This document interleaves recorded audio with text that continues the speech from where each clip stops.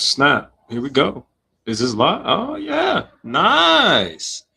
Nice. Okay. Go live. And we are here. What is good? What is good, everybody? Streaming on multiple platforms. This is a first. So this should be fun.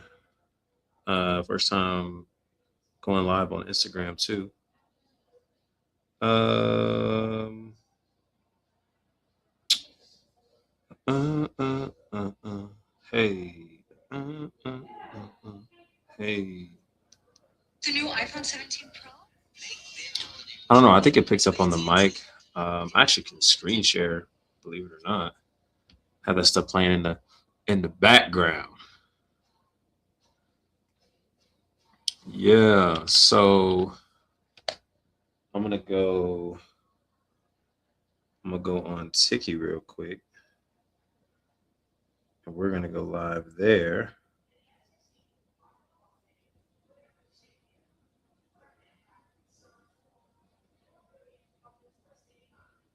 Okay.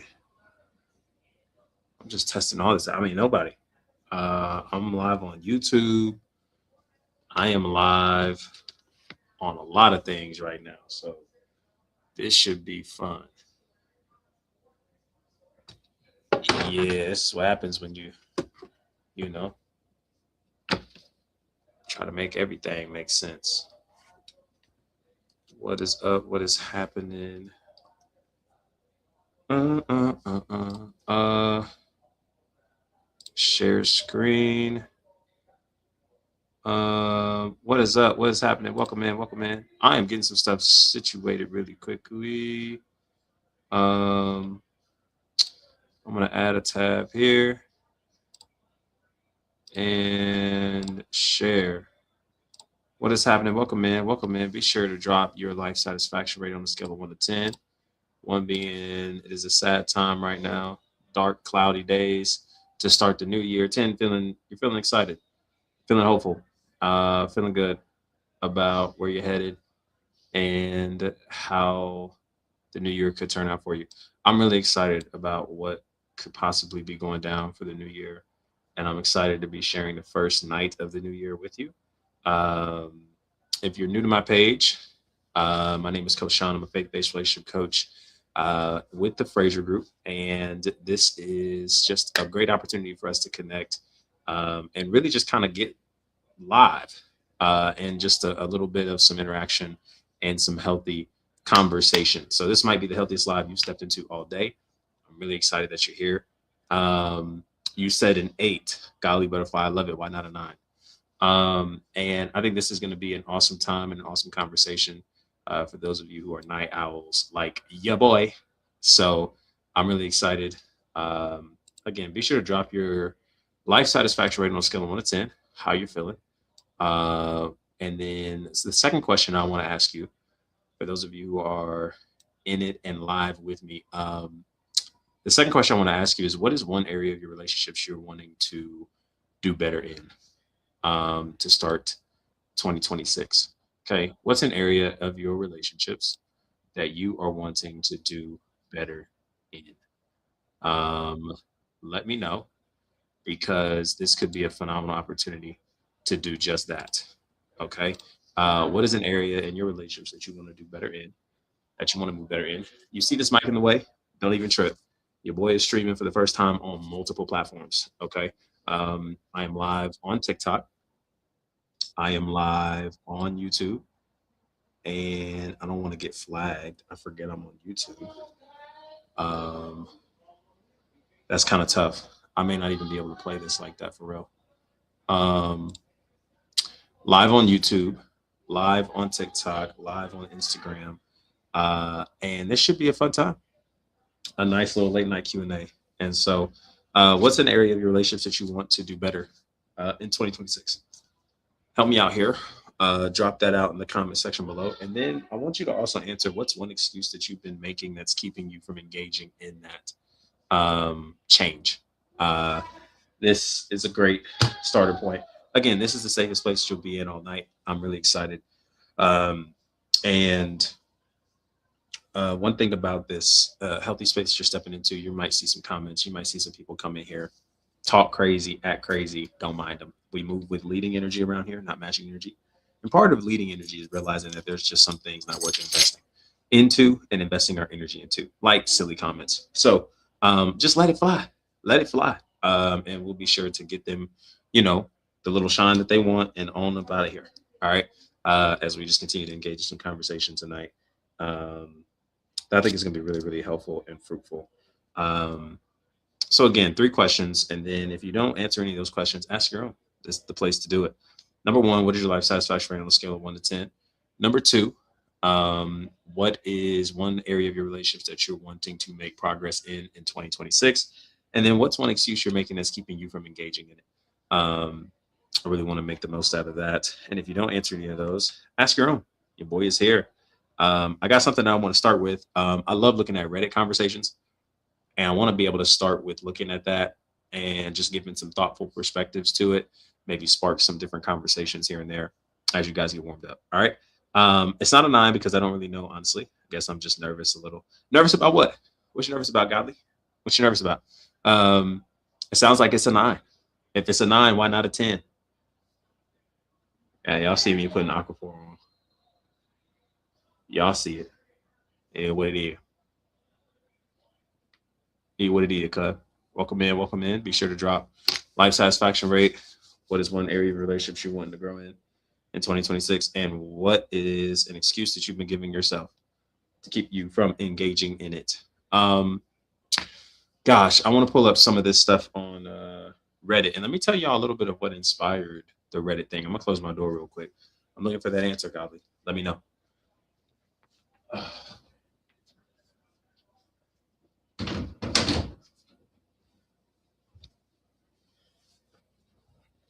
Oh, snap.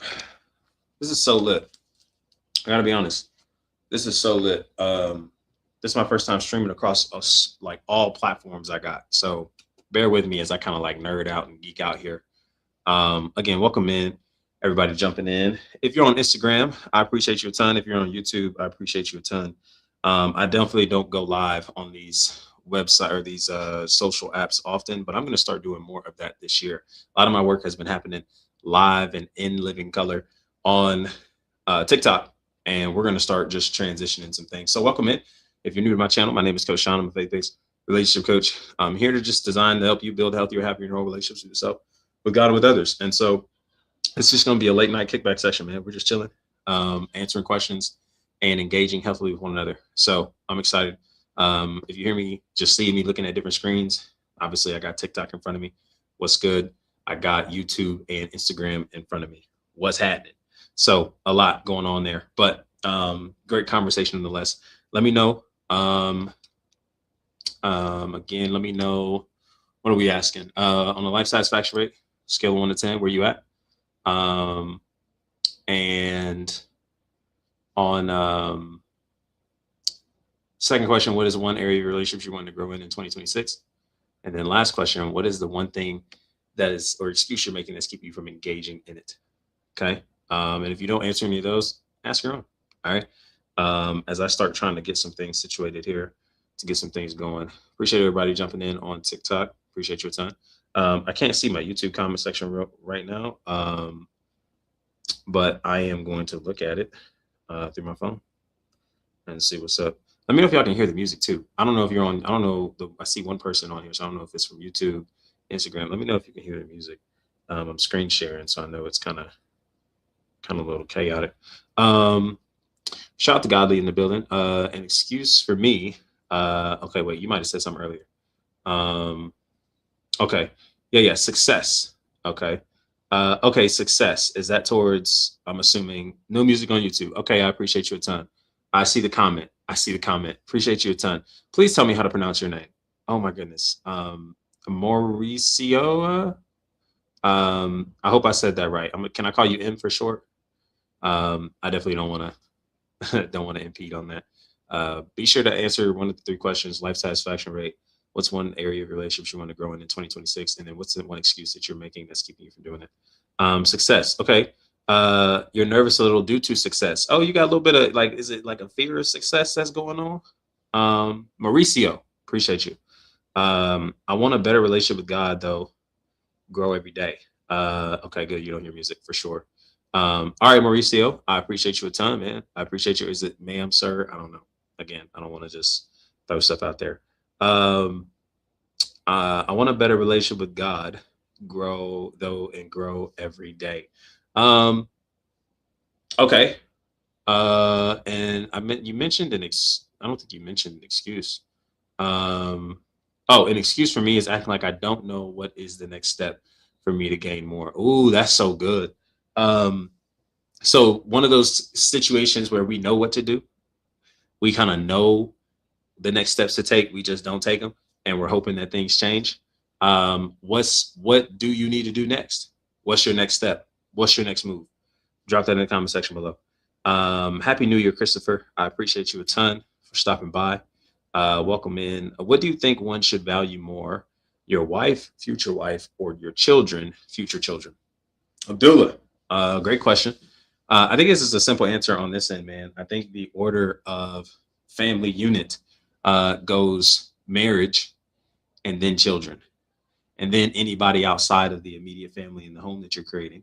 That being, if it's the parents, if it's the step or the step parents, if it's parents-in-law, and all those kinds of things.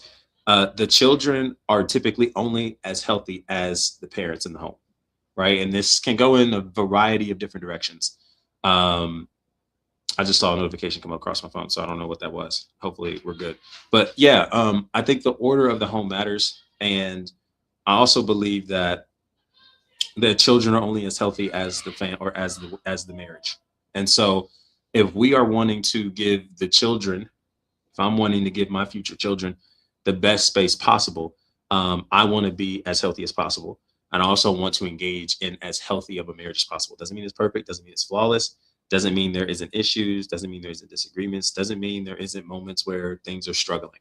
It does mean, however, that because my wife is healthy, we're now able as a unit to then healthily take care of our children. And so, because if I put my children above my spouse, there's a lot of discongruence going on or incongruence going on. Just like if I were to put, my work above my future family or future wife, if I were to put the church above my future wife and future family, like those kinds of things are just showing that it's out of order. And I think a healthy parent, healthy wife, healthy husband, a healthy marriage is what's going to allow to reproduce healthy children in the home. And I will say that's like a best decision, right? So I think that answering that question can come in flows of good, better, best. So best decision, hey, two individuals who have come together, who are married and who are wanting to build a healthy relationship with their children. Okay. And that healthiness is flowing out of the marriage. Better, maybe both of them aren't healthy. Maybe there isn't, maybe both of them aren't healthy or both of them are on those similar statures and spaces. However, there is one healthy individual that's able to lead and that's able to lead the home in those spaces. Good, maybe there isn't both parents in the home, both husband and wife in the home. It's a divorce, something falls out, but you have one good healthy parent. And I'm gonna tell y'all, man, all you need is one. Best situation is two. Best situation is two that are coming together and are saying, hey, we want to make this amazing and we want to make our home as healthy as possible.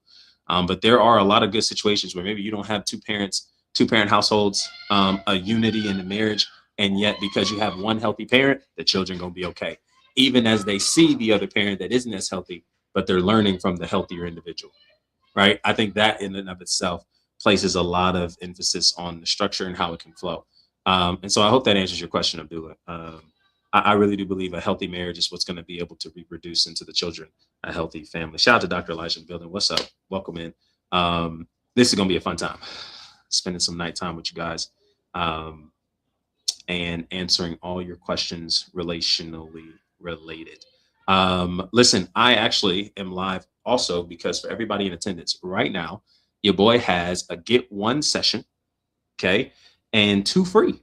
All right. And so if you're interested in getting some coaching sessions, you've been going through a tough breakup, dealing with some loneliness coming into the new year. It's been extremely challenging, not just in your earthly relationships, but everywhere else in between.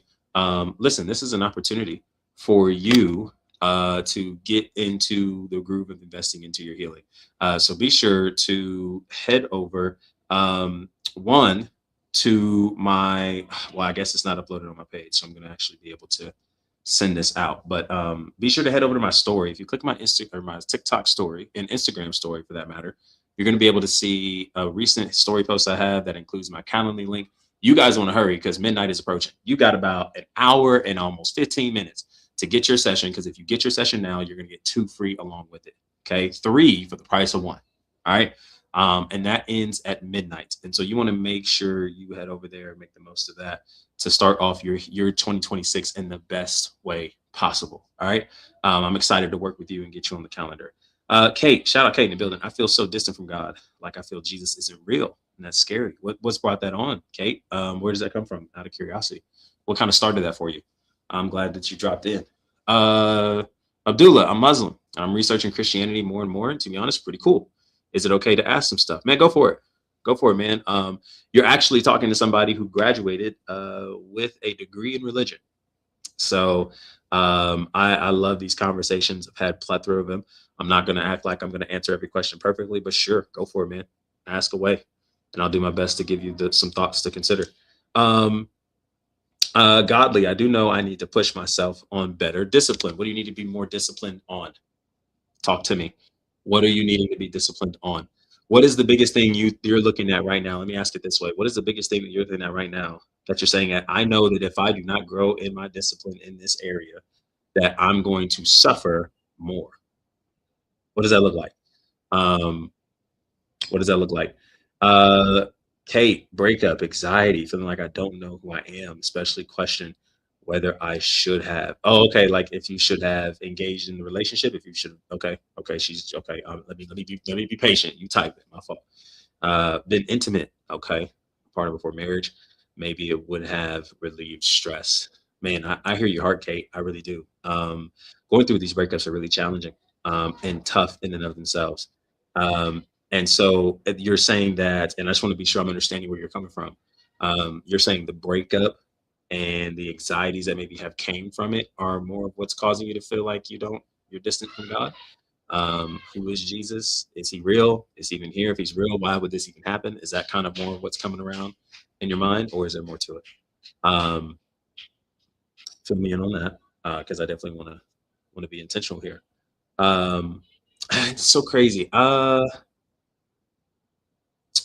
Man, Abdullah, man, I think combining the two. I think for faith to be legitimate, it's going to follow facts. I think that's part of it. Um, like for instance, for Christianity, right? You mentioned you're Muslim and you're looking into Christianity. If there is no legit evidence, if there was never any legit evidence of Jesus actually resurrecting from the grave, even the writers of the text lets us know that our faith is null and void, right? And we are of all most pitied. So I think there is facts that go alongside faith. I don't think it's necessarily one over the other. Now there are moments. Now let me say it like this, and this is where it gets nuanced, because there are moments where we know the facts, but faith is evidence. Hope for. Again, Hebrews defines it, and I'm just going biblical for a second. Faith is defined as the hope of things unseen, or evidence. Man, I'm just stumbling real quick. It's been a long day. I'm going back. Hebrews 11:1. Let's talk about it. And again, I'm just bringing this up just because we're just trying to define, because we have to define what does faith look like, right? And I want to give you this definition because I think it's a helpful one, again, from a Christian standpoint. Faith shows the reality of what we hope for. It is the evidence of things we cannot see. That's Hebrews 11:1, right? So when I consider that, faith is not always based off of what we can only see. Faith stretches beyond what we can see. And so there are nuances where facts are presented to us. And dang, the fact is I am broke. The fact is I don't got much. The fact is my relationship is falling apart. And we want to engage in a faithful aspect where we say, I'm really believing the best about the situation. I'm having faith that something in this can turn around. I can't see it. I don't know what it's going to look like, but we're holding on to what can actually come about. Faith is oftentimes followed up with risk. Faith is oftentimes followed up with action. Faith is oftentimes followed up with the direction of your feet, where you're going, what you're putting your hands to, all those kinds of things that continues to reveal where you are in those spaces. So I think both. I wouldn't necessarily say one over the other. And there are some cases where the facts are there, but we need to lean more into our faith in order to make the most of it. Shout out Kate in the building. Again, she's continuing to share. Yeah, like I was trying to follow my faith in the relationship. He's Catholic, so am I. But he felt it was okay to do certain things before marriage, and I wanted to try and wait because I feared being condemned if I did the wrong things, like he would be taken away. Was recently in the hospital. He reached out, wishing me a speedy recovery. I responded, and he never responded, and I blame myself for everything. Okay. Kate, are you okay with being called up to the stage? I want to, maybe this could be a healthier way to engage, just to kind of maybe make the most of it. I mean, if not, it's okay. I definitely want to let everybody know who's joining live, whether you're on YouTube, Instagram, TikTok. I do intend on inviting people on to continue having these conversations, to maybe make them a little bit as beneficial as possible. So if you're interested in that, let me know. If you're okay with where you are, cool. We can just keep it like this. I don't want to pressure you, because there are a few things I could say.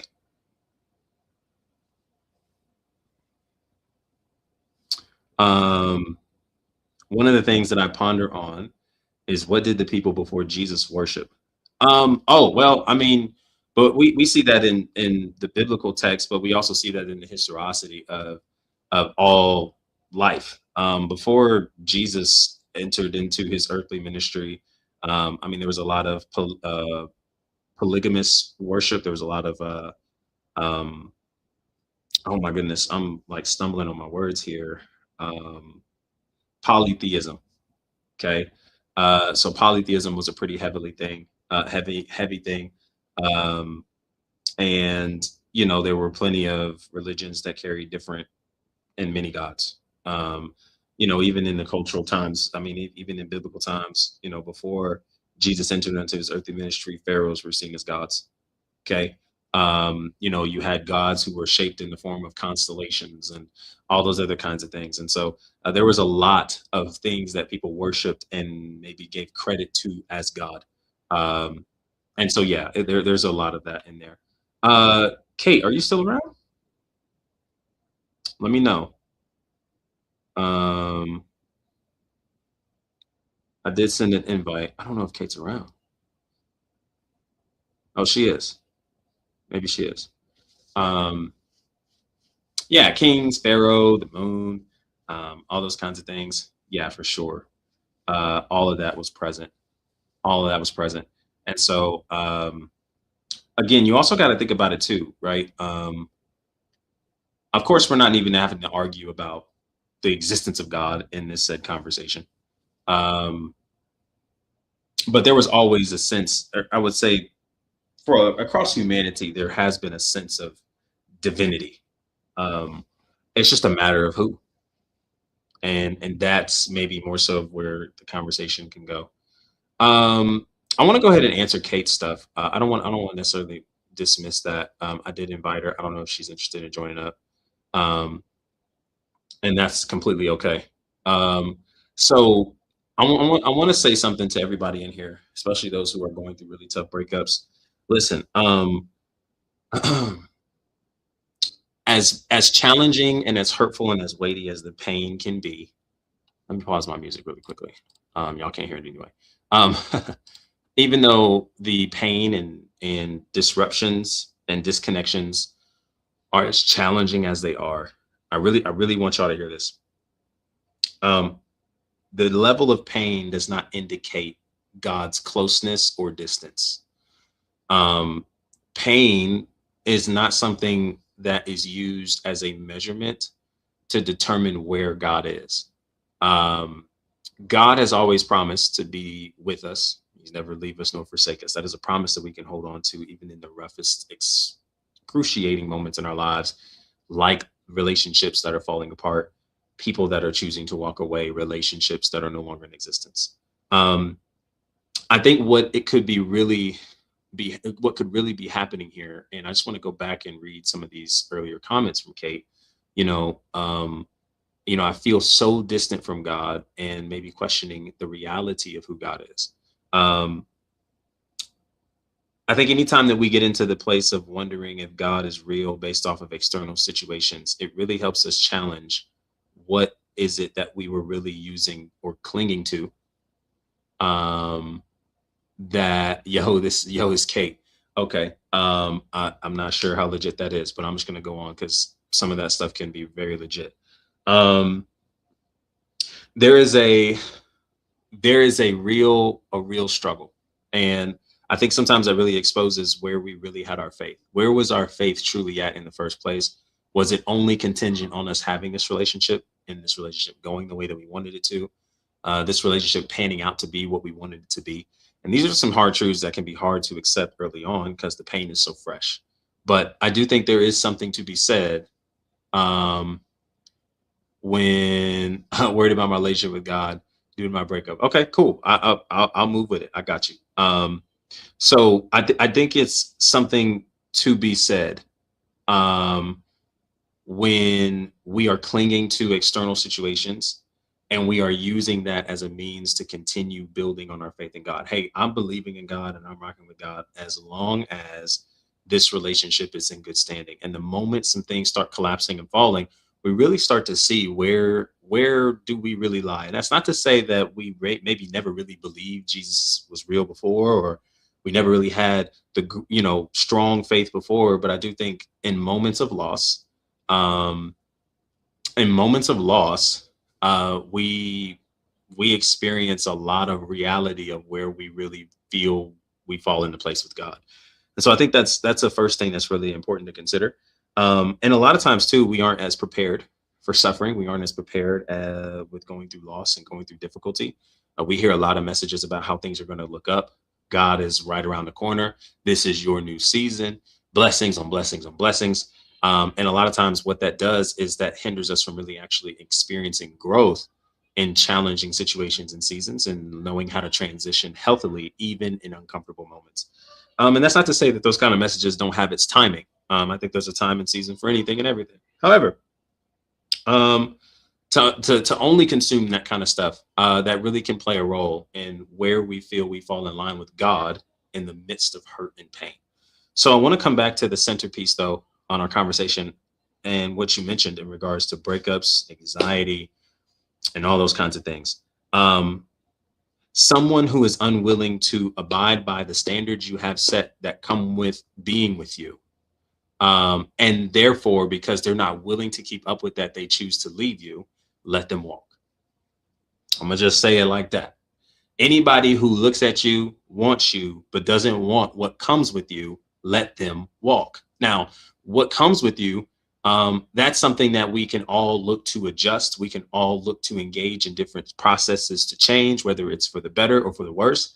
But Kate, you had standards. And to anybody who else who's listening and can resonate with Kate, you have standards. And because you have standards, this person who made the decision to say, I'm interested in you, I want to pursue you, and I want to commit to you, they also were willing to come into agreement with those standards. And so if they don't see fit to stick with that, let them walk. Um, I don't want you to feel like that is all on you. Yes, we can all look at relationships and see maybe we didn't do as well as maybe we could have. Maybe there are some different areas that we look at relationships and we say, hey, I could have done better here. I could have done differently. Maybe I didn't have to say that. Maybe I didn't have to respond that way. And that can be very true. Both parties can look back on the relationship and see all of those things unfold as it is. But I really want you to take into consideration and just really sit with the aspect, um, that somebody who is unwilling, or who wants to simply compromise with where they are, wants access to you, that then leads you to abandoning your values in order to engage with them. Um, just know that that may not be the greatest fit of a relationship. And there was still some need for that person to mature in specific ways to be connected to you. They weren't willing to do that. And so them leaving could be more of a blessing and less of something that is used or seen as God punishing you. God is trying to challenge you or use it as any kind of messaging that points to some kind of, I don't know, maybe false hope in any kind of way.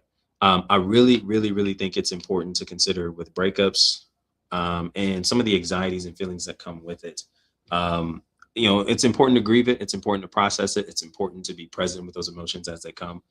But the biggest thing I can tell you, man, is that you are so valuable in your willingness to set those standards and not engage with someone in any kind of sexual manner, because it was a standard you set. Hey, I want to honor this and I want to honor this commitment that we have. And I don't want to engage in this until we are married.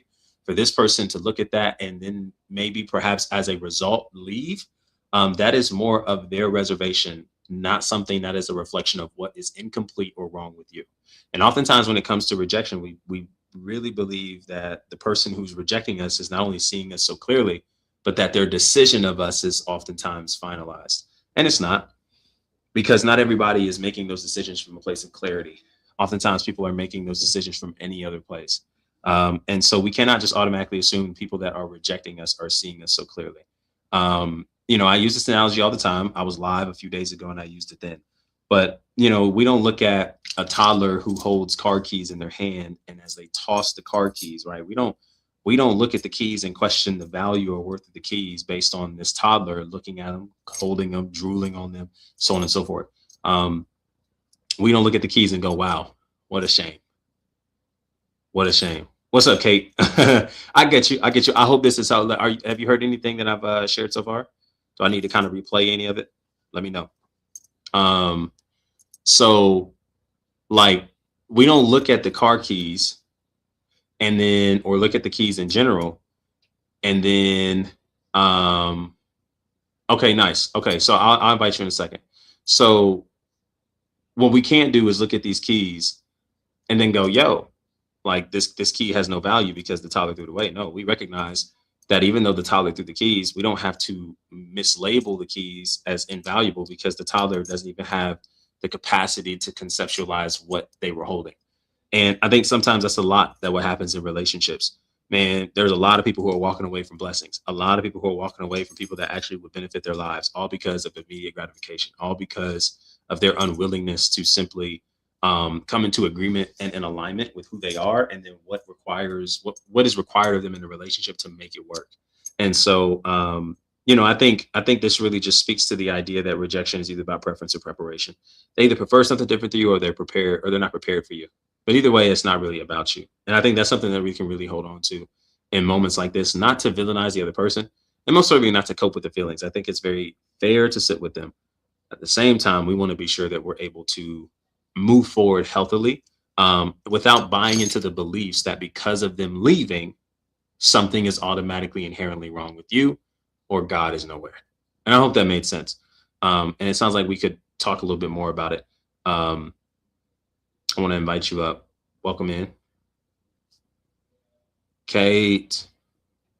What's going on? Kate, how are you? I'm good. How are you? Oh, I'm good. Can't complain. Where are you from? You sound Australia. Okay, lit. Awesome. Yeah.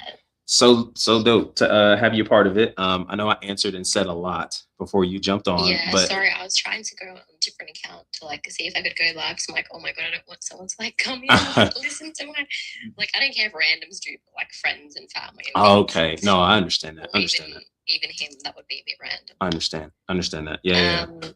But yeah, long story short, I'm a Catholic. I've grown up Catholic and have a Catholic, believe in Jesus and all those things. Yeah. There was a period where I felt like I was distant from God, and then reconnected of recently. And I went over to Europe it's really the new year, the year before, and prayed a lot. And I felt really connected, and I used to say that God, I want a person with these characteristics and these characteristics. And I actually came back from Europe, found the job that I wanted, and got approached for the first time by a guy, and he pursued me. We kind of hit it off. In the third week, I did get a bit of the ick because he did something nice for me. So I was like, that's a bit random. And I remember pushing past that and telling him, I think I just have a fear of opening up, because I was also born with a medical condition. So I know that any relationship I go into, I have to kind of disclose that, and it's something that's very deep and personal to me. For sure. But also could affect a relationship as well. So it was like all these new things to navigate.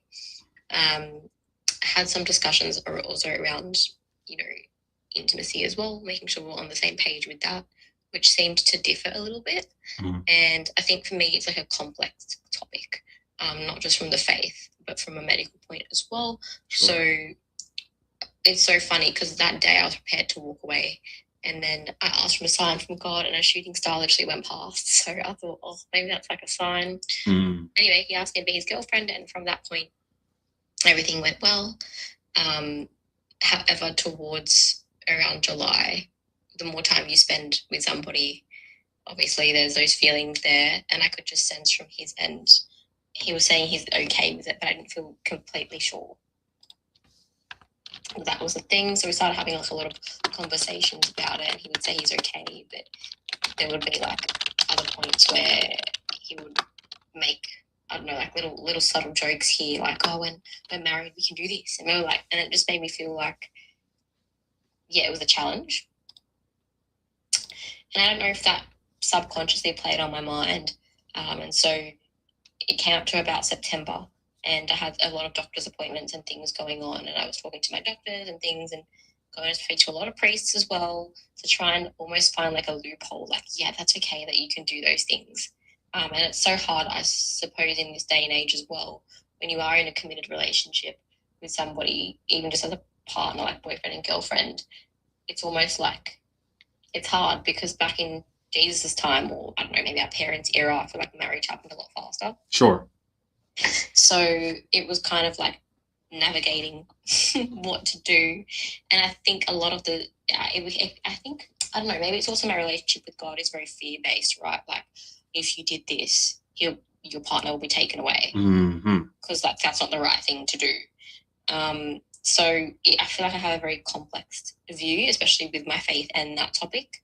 So it was really a challenge, and I think it started to play a bit of a part on my partner at the time as well, in a negative way, because he has such a different view. Like, it's funny because he understood why our faith tells us to wait and things like that, but it's like a risk he's willing to take. And anyways, so yeah, it got to about September 11 now, and I started to have this like random bit of anxiety because work just, I wasn't sure if I was doing the right things in work. My sister was getting married, and earlier in the year she had suffered from mental health, and we didn't know if she was going to get married. And so a lot had happened in the year as well. Like, I started a new job, things happened, navigating a relationship, work, and then I had a chat, and then I realized that I don't think I wanted to proceed with anything. And I had a chat to him, and he's like, I'm sorry if I led you in the wrong way or anything. Like, I understand how much of an important topic this is for you, or something that you hold close to you. And the anxiety immediately left, and we ended up, doing an activity, which I felt like our dating life kind of dropped off after July, because his friends went overseas, and it just became like, oh, do you want to come over to my house to watch a movie? I'll come to your house. Like, it just became a bit, I don't know, like a bit of a married couple. That spark or the novelty kind of started to fade a bit. Okay. And I feel as if that maybe subconsciously, with all these deep chats about, the faith and navigating certain, topics in our Christian faith around a relationship and things, I don't know if we got in too deep, and that maybe subconsciously was disturbing me. But it got to the point where by the end of September, I just had massive anxiety, and I couldn't pinpoint what it was about. I started vomiting, not wanting to go to work, shaking. Like, it was just almost like my nervous system was just triggered for some reason. And then it got to about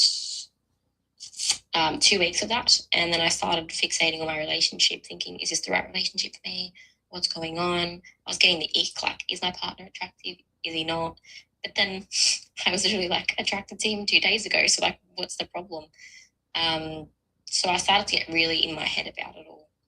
And yeah, and then I was open with him through this whole point as well, because he knew I was anxious, and I thought, I need to be honest about my emotions. And I said to him, I don't want to do this out of a place of hurt, but or to hurt you, because that's what I was scared of. I don't want to do that. But is it normal for my feelings to be a little bit less heightened, if that makes any sense?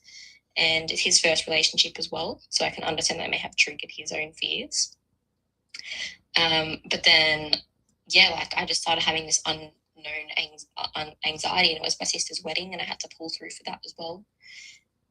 He ended up coming to that and was really supportive. But then, yeah, after the wedding, I hit like more of a lower period where I just felt like completely depleted, didn't want to get out of bed, all those things. And I was still naming it with him, saying, I'm so sorry. I don't know why I'm like this. I feel like I'm shedding some old skin and trying to get better.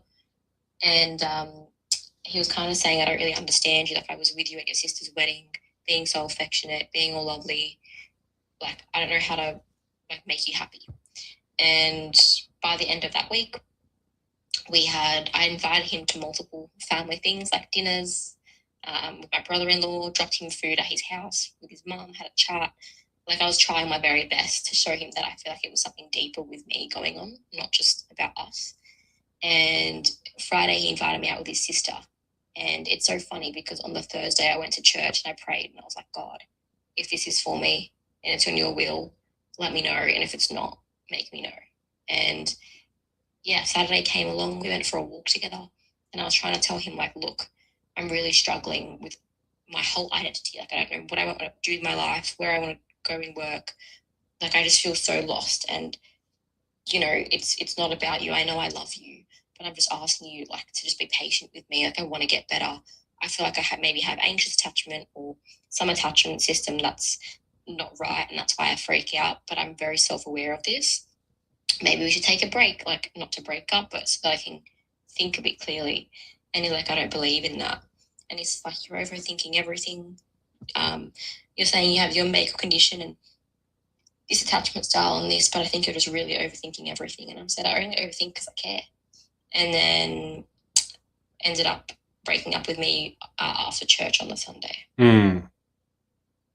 And then I was completely blindsided because it didn't feel like that was going to happen by any means. So I was really a bit shocked. And I said, how could you do this if I actually am telling you I love you and I want to work through this with you? Like, I don't want to give up. I want to like exhaust all options before we give up. And yeah, he kind of just felt like he made the decision for me. Not just that, but he broke up with me and then offered him to take me home. I just thought, like, why would you want to do that? Yeah. I sent a message to my family to say, like, sorry, it didn't work out. And 6 days later, my sister was in the city and she actually bumped into him and saw him out with his friends immediately trying to get into a bar or something, which I don't want to judge him for because maybe he's trying to deal with it himself. And yeah, he didn't like say hi to my sister. He just went completely white and walked off. A month or so later, I just couldn't deal with it. So I sent him a text message and I said, look, I really do apologize for how I've acted and whatnot. I've had a very dysregulated nervous system. I've been really, really anxious, and anything I've said has come from confusion, not the fact that I didn't love you. I always used to say to him, if I had a packet, if the only thing you had was like a packet of chips, I would still stay with you, like, or crisps. Like, that's how much I liked you, and that's unfortunate you couldn't see that in a hard time for me. He ended up responding to that text 3 days later with a very, very long response, essentially admitting that he left me during a really hard time, but was kind of saying, you didn't see how your actions were affecting me. And it was a bit of like a blame game. I don't really have the text anymore to read out to you because I believe that for the new year, but Sure. It just felt like he was disregarding a lot of what I was going through and saying, you made me feel like this and you made me feel like this. And I actually wasn't happy in the relationship for a long time. And that's something that I realized over, going overseas, because he went straight to Thailand after. Mm-hmm. And it just felt really hard to take that because he was, saying your family is so beautiful and I miss your family and I miss hanging out with them, but you did this and you did that. And it just made me feel like, yeah, maybe I was a bit hot and cold, because he's saying I was very hot and cold, argumentative, etc. I believe that was probably coming from a place because I was anxious, not because I wanted to be like that. And then he's like, I can't give my heart to you, but like your family's teachings, especially towards God and the church and stuff, like have been pivotal to me. And he left it at that, and I never responded to it. And then I've just come out of hospital because I had a bowel obstruction over Christmas. And I did post that on social media, like I was in hospital. I think I did that to kind of get his attention, probably. Okay. And he ended up reaching out and just saying, hey, I saw you in hospital, wishing you a speedy recovery. And I thought, oh, that's nice for him to reach out. I just would have thought as an ex or even as a decent human, knowing my whole medical condition, which I've struggled to kind of open up about before, maybe he would have visited or asked if I was okay, or kind of continued on that conversation a little bit, especially because it was literally on Christmas Day. But yeah, that wasn't the case. I had sent him a message back saying, yeah, I am. And it's been really difficult and stuff. And he just never responded. And here I am. Okay. And now I'm just like throughout the whole, like since the breakup and even before that, I've just been questioning my faith, my values. Like, I'm sorry, I don't want to cry, but like, I'm like, am I following the right things? Do I have a bit of like obsessive thoughts with like from a religious point of view, like what do they call it? Like moral scrubsy or something? Like, do I have a bad relationship with God? I don't know. It's just, I've never felt like this before. So yeah. It's a very long summary. That was a very long summary. No, you're completely okay. You are completely okay. Sometimes we just need a space to just kind of let that out. Have you been able to share this with anybody else like this? Yeah, to this like degree? that's the thing. I've been sharing it with everyone, like my family, friends, like, even a therapist at one point, but I felt like I keep ruminating and I just keep blaming myself because I don't know, I guess the way he's responded makes me feel like it's my fault. Yeah. And I know that he's probably hurting as well, but it just now makes me think, like, was my whole relationship a lie? Did he actually care about me as much as I thought he did? Like, I poured a lot of my heart and soul, and I didn't mean to kind of be repulsed or get the ick or anything. It's just, I don't know. I couldn't really explain what was happening inside of me. Yeah. And so your biggest question is really centered on, what is wrong with your relationship with God based on the outcome of the relationship? Is that what I'm hearing?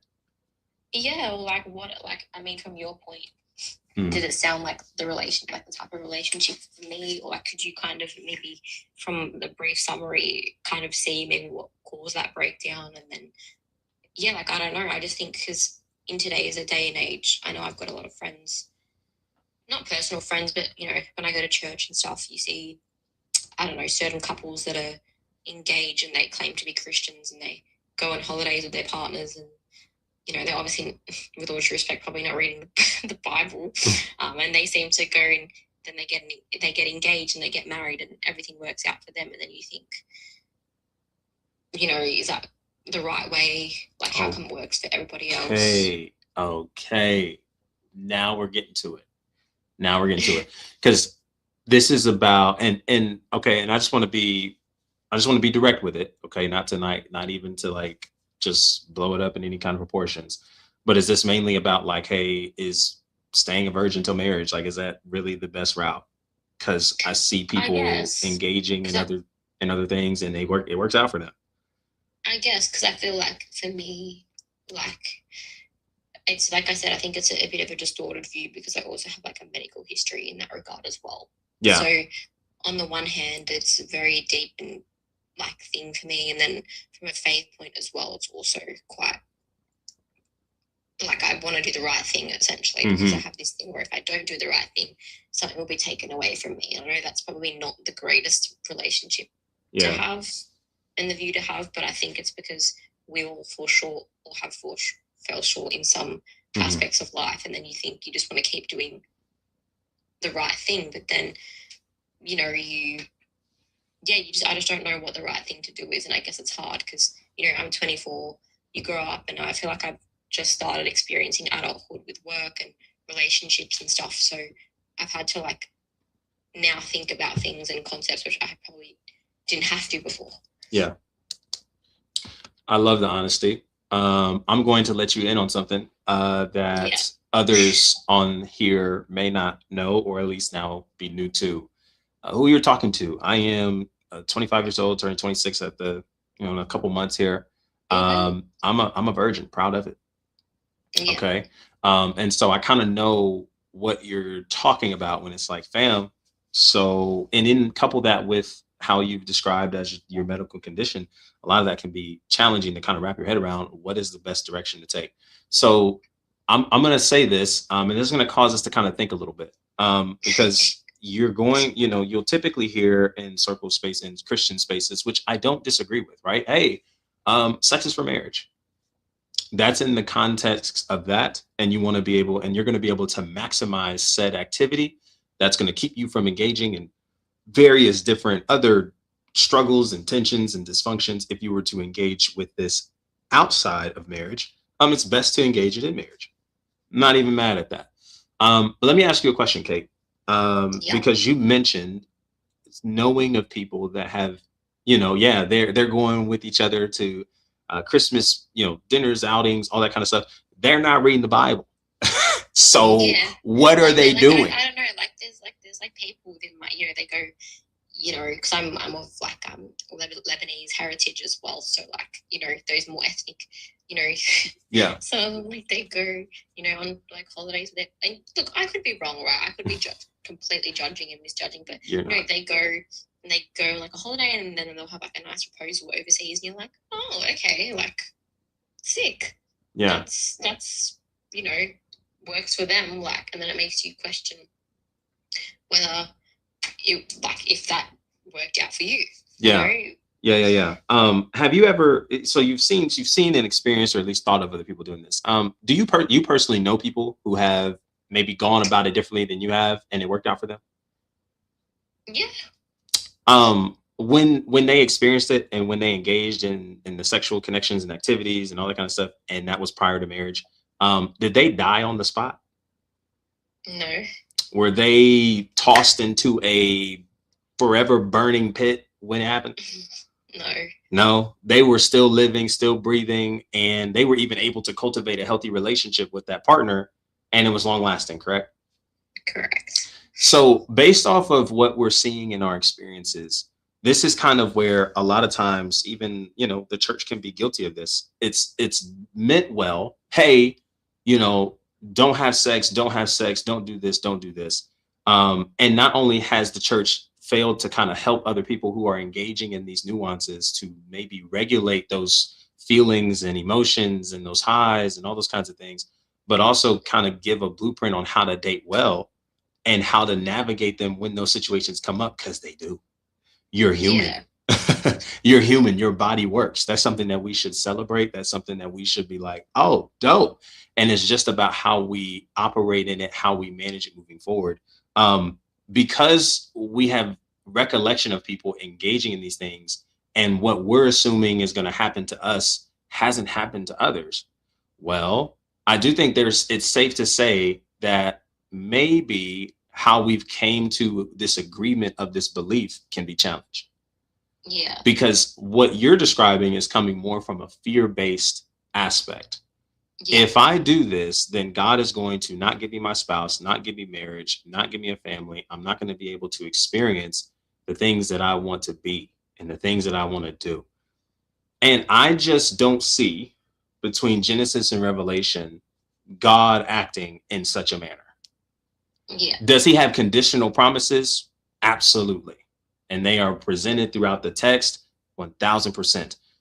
But I also understand too that in moments where that may happen and no one plans for it, that's why, even Paul talks about fleeing from sexual lust and immorality and however we want to define that. I can't even get into what all that may even include, because a lot of us refer to that to certain things and it's not that. Yeah. It's like, listen, I know of people who have engaged in this, who have engaged in sex prior to marriage and are living in a healthy, long-lasting marriage. With that note, this is not me giving permission to engage in anything. Yeah, no. But what I am saying is that we cannot make that decision to abstain from it with a fear-based mentality that if we did it, all is going to go wrong. Yeah. Because we understand that does not match truth. That is a reflection of our reality. That is also a reflection of the very core beliefs that we carry within our faith. The real thing that we want to answer is, what about that experience, of course, and this may even tie, as you mentioned, to the medical conditions and things that we have to really Yeah. process through those things. But it's more so like, okay, what about that experience do I feel I'm missing out on most that is directly infecting my identity in regards to relationships and who I am as a person and what I'm worth? Mm. Because a lot of this is tied into that. And psychologically, okay, when and the more and more that we've kind of grown with this mindset, and this may even reflect some of the anxieties that are showing up in your body, it's not so much about maybe God being distant. I don't want to disappoint God. Is God going to be mad at me? Is this something that God wanted for my life? That's us almost trying to rationalize the actual experience. A lot of what is happening is a reflection of us simply doing one of two things: not moving in alignment fully because we don't really know where to go and what to do, or because of the fear-based mentality that we've been carrying, it has produced overthinking, which has produced more stress, that has then ultimately produced more anxiety for our body to not be regulated. And Yeah. so, in order to get to a stable place, of course, truth is involved in this. But we also understand, too, from a practical standpoint, my values and what I value most is something that I have to remain in alignment in order to understand to the degree of the healthiness of my decisions. So if I'm identifying my values, and I'll go with me, okay? Yeah. For me personally, it makes sense to wait till marriage. Yeah. Now, I know that I don't share the same sentiment as other people or conditions and things of that sort that may bring about those kinds of questions. But the reason why I say, hey, it makes sense, well, not only have from my experience have I seen people who have engaged in sex prior to marriage and they turned out just great. Awesome. I've also seen other people in his peers and people that I've been around who engaged in that stuff with other people just to be left. And so Yeah. they experienced these things, and that left a very crushing print on their hearts because I gave my body. I gave, like, this was the epitome of what I could give you. There Well, was that's what I almost, think. I'm like, even now, like maybe if I had done that uh-huh. and this he still left, that would have probably been. Yeah, and this is what you and this is kind of where I want to get to the core of your question here, because there seems to be some back and forth of like, man, well, if I would have done it, would the relationship still stand? And would I even be here talking about why this person left and how I'm hurt and broken about I this? don't know. Even I was thinking as well, like in hospital, I'm like, if he was my partner, like would he have coped? Like with how I was. I mean, I had like a feeding tube down my throat Yeah. and stuff because I was like literally had the worst stomach obstruction, and I'm thinking like, would he have coped? Like I don't know. There was like so many things that I'm like, I don't know if God's showing me through all these things. Yeah, I would say this, and this is kind of where we move into those spiritualization aspects. I don't necessarily want to move with the perspective of what God is or isn't showing you. I want Yeah. to actually give this as a framework. We learn a lot about people through the toughest and most challenging experiences we endure in our life.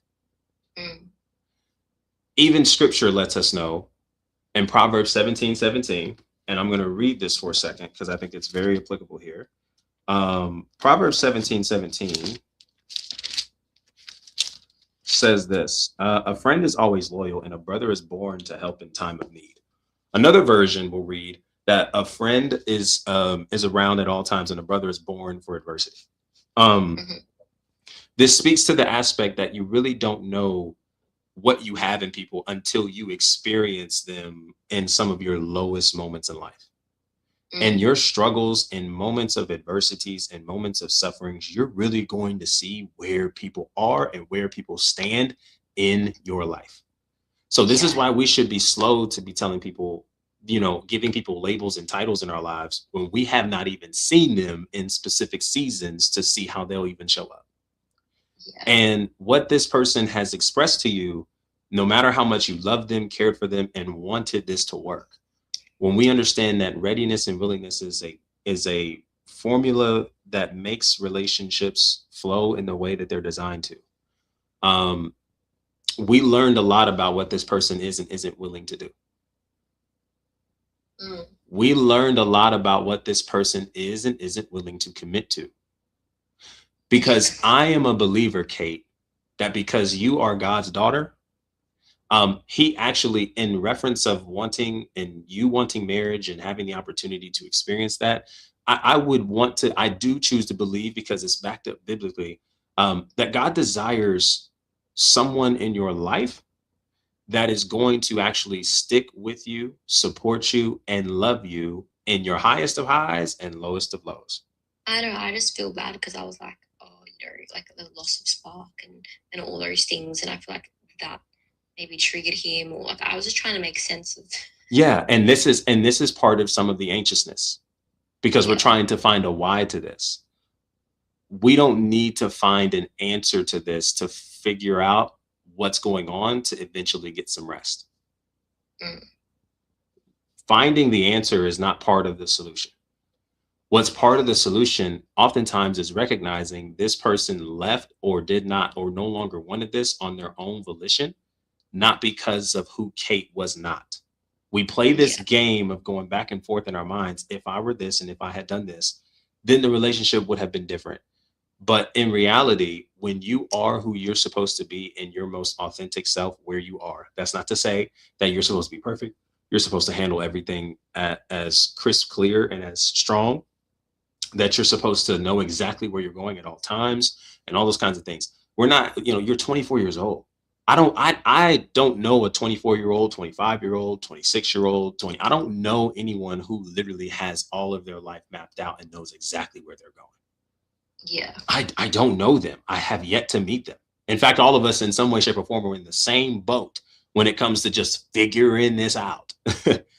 And along the way of figuring it out, it is helpful to be connected to people who want to process and be alongside the journey of us figuring it out.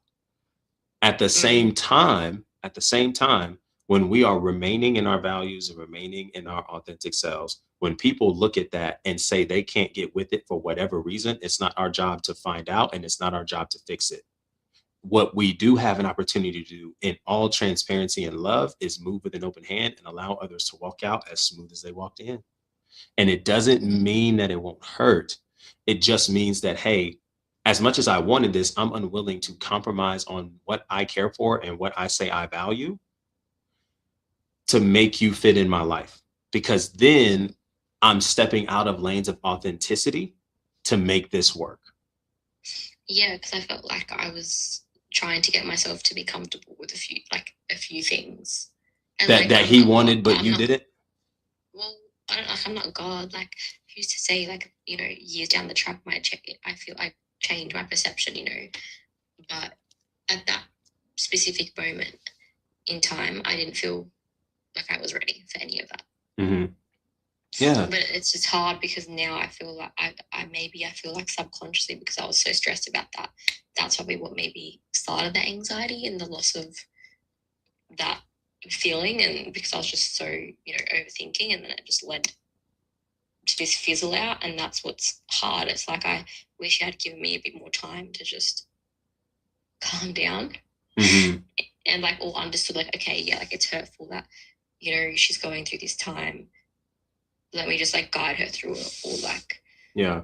And this kind of goes into the preparation aspect of it, because I hear you, wanting this individual to be there to support you, gave you just a little bit more time, maybe things could have turned around. Right. Mm-hmm. But when it comes to that preparation aspect, you learn people really are having really get into a rhythm and flow of showing us where their capacity limits reach and peak. And so his capacity, potentially, it's one aspect of looking at this, his capacity peaked. He did not possibly have the capacity to really support all that came with you. Yeah. And what is easier to do, is to make a decision to carry that all on ourselves, wear it on our sleeves, be the empath. It's my fault. I take accountability. No. When we make these decisions, and these decisions come out of a result of us being within our values, this is how we know, even if it hurts, it's still a healthy outcome and decision. Because we made that, because this decision came with us remaining aligned in our values. When we choose to abandon our values to make room for people who are constantly trying to push us to do something we're not ready to do, we don't want to do, we don't feel it's right to do, we're not in the right connections and spaces. Mm. So I want to give this analogy, and I hope this makes sense.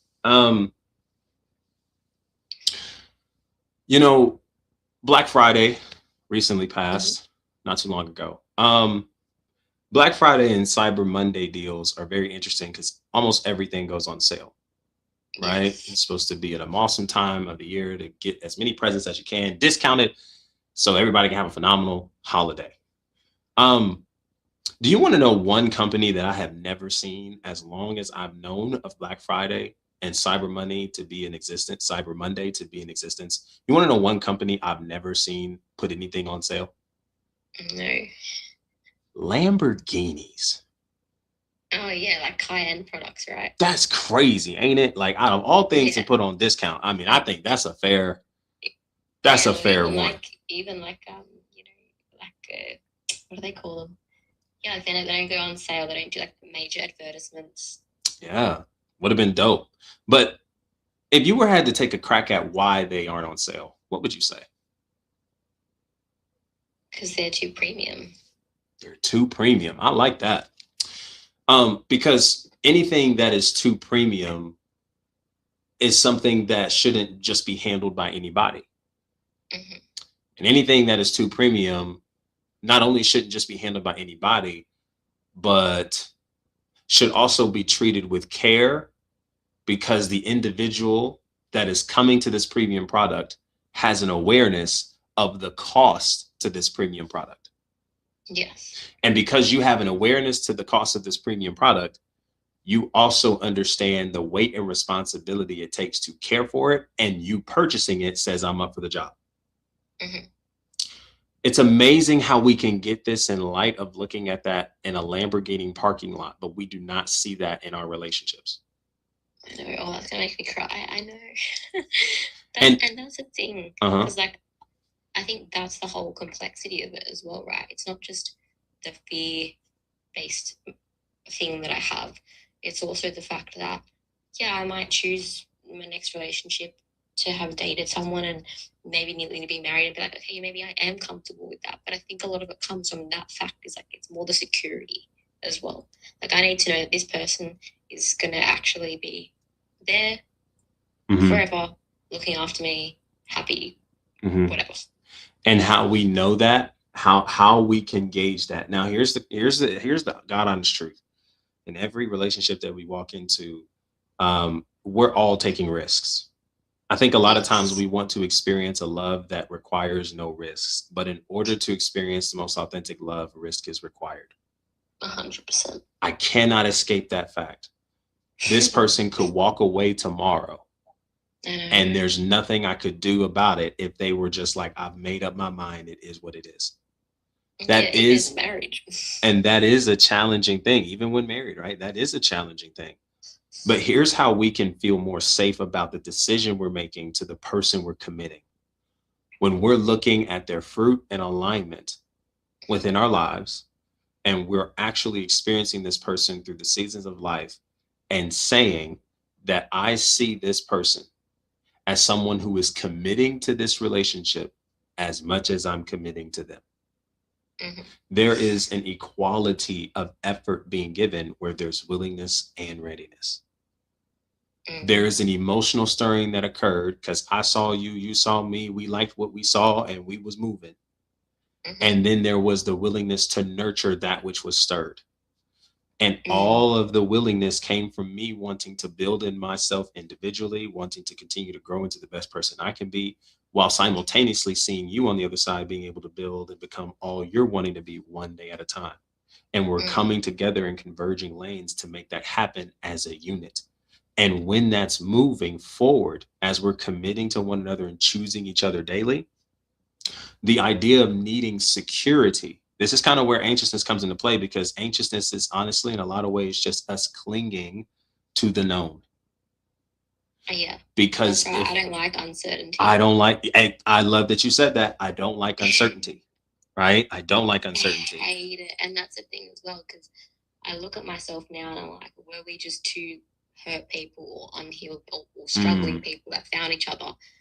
And because like he used to say, like I know no girls have ever liked me. I've been rejected a lot. And that was similar for me. Like I've never come across a guy like you before who's like a Christian and, approached me and da da da. And I'm just thinking like, were we both just happy to be in that and do that? But when the stuff like real life kind of hit and real stresses hit, like was it going to really last? And that's when we learn it.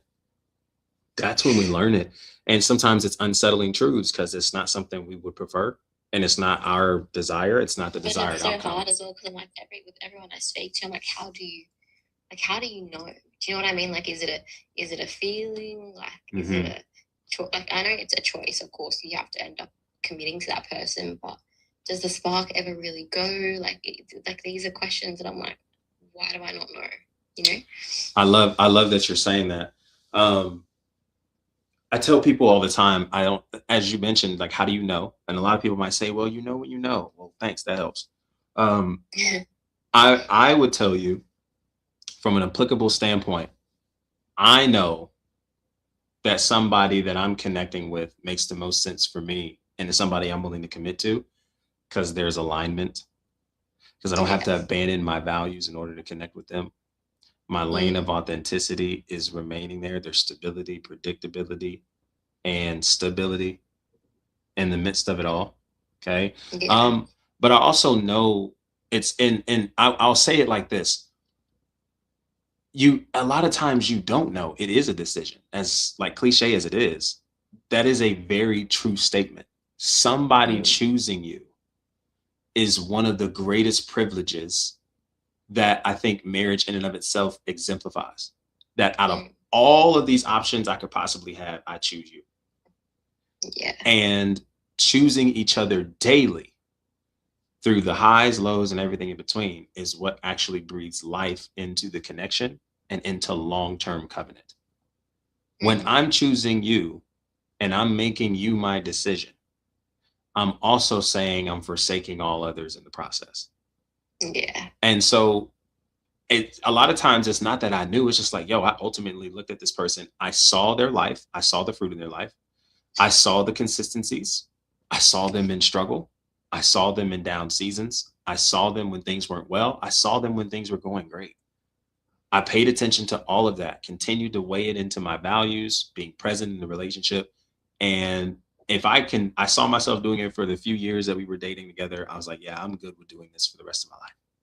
And for some, it's not 2 years, it's not 3 years. For some, depending on where they are and how much value or how much time was put into the relationship, it's shorter amounts. But it's ultimately a decision. That's the tricky bit because I'm not good at making decisions anyways. but we can be.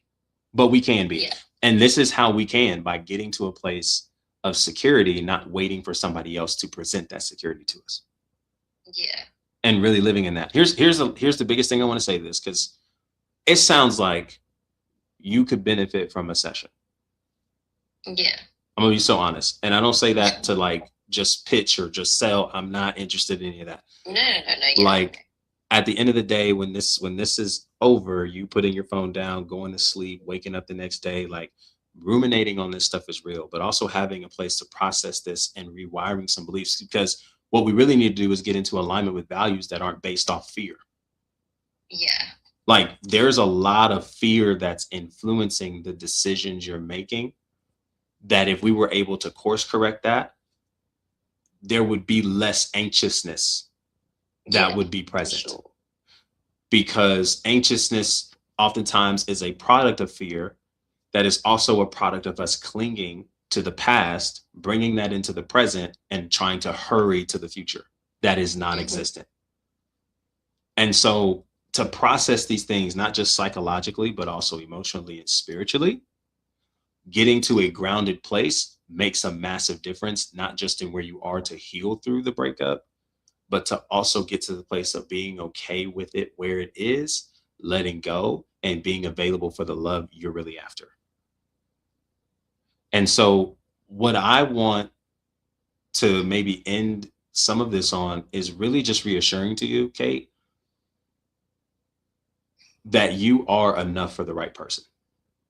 I know. I just maybe I don't understand myself completely at the moment, and so like even going into it, And that could like be. I thought, like I understood myself. And that's probably why it couldn't. I don't know, because there was a few things as well. Like there was one moment he may have had like this massive achievement, and he didn't tell me. Like I was the last person to know. Mm-hmm. Like I knew his friends knew before I did, and then I rocked up at this barbecue and I got told. Or like something happened with a family member of his, and he didn't tell me till 3-4 weeks later that it happened. But that day he came on my couch and just like zomped out, like fell asleep. Like I don't know. Those are a mixture of expectations. Those are a mixture of perhaps some assumptions that we created. Yes, some anxiousness that's there too. Like a real thing in relationships in early stages is sometimes we put these, not to say, well, sometimes, yeah, we put these full blown marital expectations on stages that aren't requiring of them because people don't have to do specific things for us, but in our minds, the stability of the relationship is dependent on them doing these things that we are silently expecting. So when it doesn't happen, that's what leads us to question the legitimacy of the relationship. If they really love us, what is this? Who am I? Where do we go from here? When we actually shift from this place of anxiousness, some degrees of insecurities, and all these kinds of things to a place of security, this is actually where we don't find ourselves having to pull it or force it out of people. We actually are able to experience it in harmony with others around us. Yes. But we're also in the same breath living life being okay if certain things that not necessarily are on the priority list or we recognize don't make or break the relationship, we're okay if those things don't happen in a specific manner or at least immediately.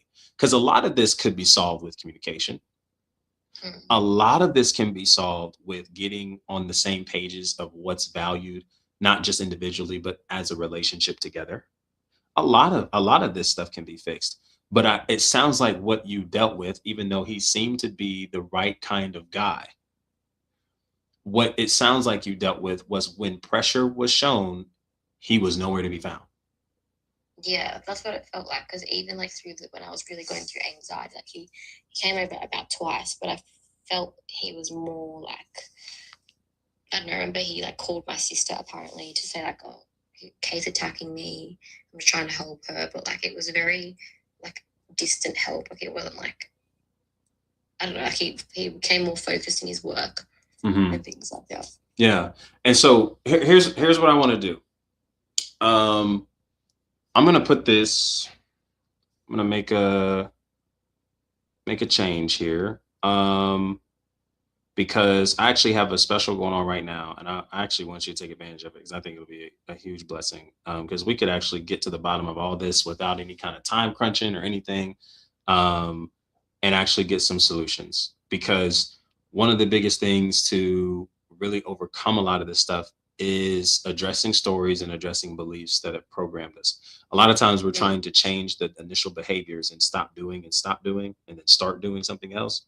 When in reality, we have to actually go back to the roots, which are the beliefs, because the beliefs are what are becoming the bridges between where we are to where we're trying to go. Yeah. So even when it comes to things like the medical condition and things of that sort, there are certain beliefs that we have bought into over time about ourselves as it relates to that condition, as it relates to experiences we feel we're missing out on, that are all playing a role in some of the anxiousness that's showing up, that's causing us to maybe move in some misalignment in areas where when we get in alignment, life actually has a different flavor. Dating has a different experience. Romance and love has a different feel. And it's less about maybe feeling completely certain about everything as much as it is feeling completely aligned about everything. When we can reframe that, this actually looks a lot better. Yes. Looks a lot better. Here's what I want you to do. I'm putting it in my bio now. I have a session, or not a session, but I have a deal right now. Buy one session, get two free. Okay. So you're basically getting 3 for the price of 1. I want you to sign up, put your name on the books, and get a session. Okay. Because we're going to be able to get you a plan on how to actively and tangibly move forward. But on top of that, actually put you in the best positions to be prepared for the love that you're looking for. That starts with you. Yes. That starts with you. Okay. As you are where you are. It's in my bio. If you click my picture, okay, and then click that hyperlink, book your session for a day and time that works best for you. When you do that, you'll get 2 additional sessions for free.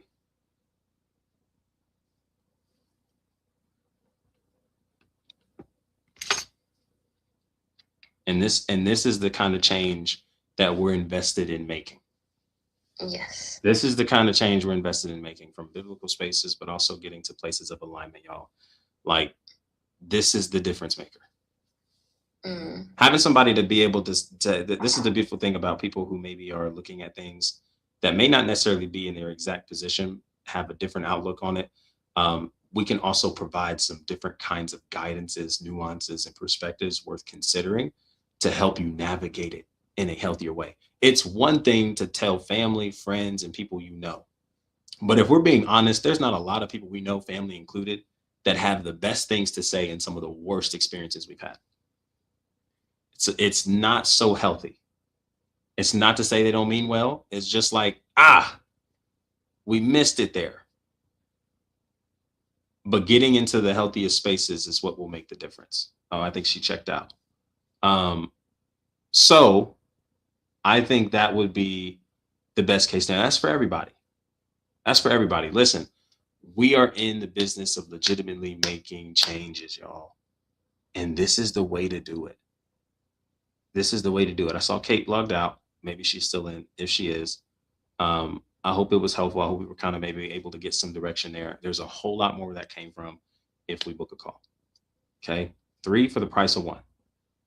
And this is, oh, no worries. No worries, Kate. 3 for the price of 1. And let's make it happen. Okay. If you book tonight, let's make it happen. All right. Because this is really going to be a difference maker, and being able to get you to where you want to go, and maybe diving some more into some nuances perfectly tailor fit for you. Because a lot of this stuff, y'all, when we talk about breakups and when we talk about anxieties, a lot of the challenges in relationships, a lot of this stuff is more so psychologically. A lot of this stuff is more of belief centered than anything. And if we can believe and reframe some of these programmings in a healthier way, that gives us better permission and leverage to let go, move forward, but eventually be available for the love we're looking for. Y'all, you'll be surprised the kinds of relationships you're able to create with yourself and with other people. Like, I don't think there's anything that comes close to it. Anything that comes close to it. And what we have to do is understand, and this is really what I was aiming my hardest to communicate to Kate, but I want to re-communicate here maybe in a different way. Like, a lot of times we think that there are certain experiences that happen in our lives that disqualify us from receiving what we're after. But y'all, we have to get to the place of believing that if God's love is the greatest love you can ever have, and his love deems you not only as his daughter or son, but a love that allows you to live fulfilled, why would we want to live in anything underneath that when it comes to connecting to other people? Not saying that other people have to match the love God gives, because that's impossible. Well, be greater than the love God gives, because that's impossible.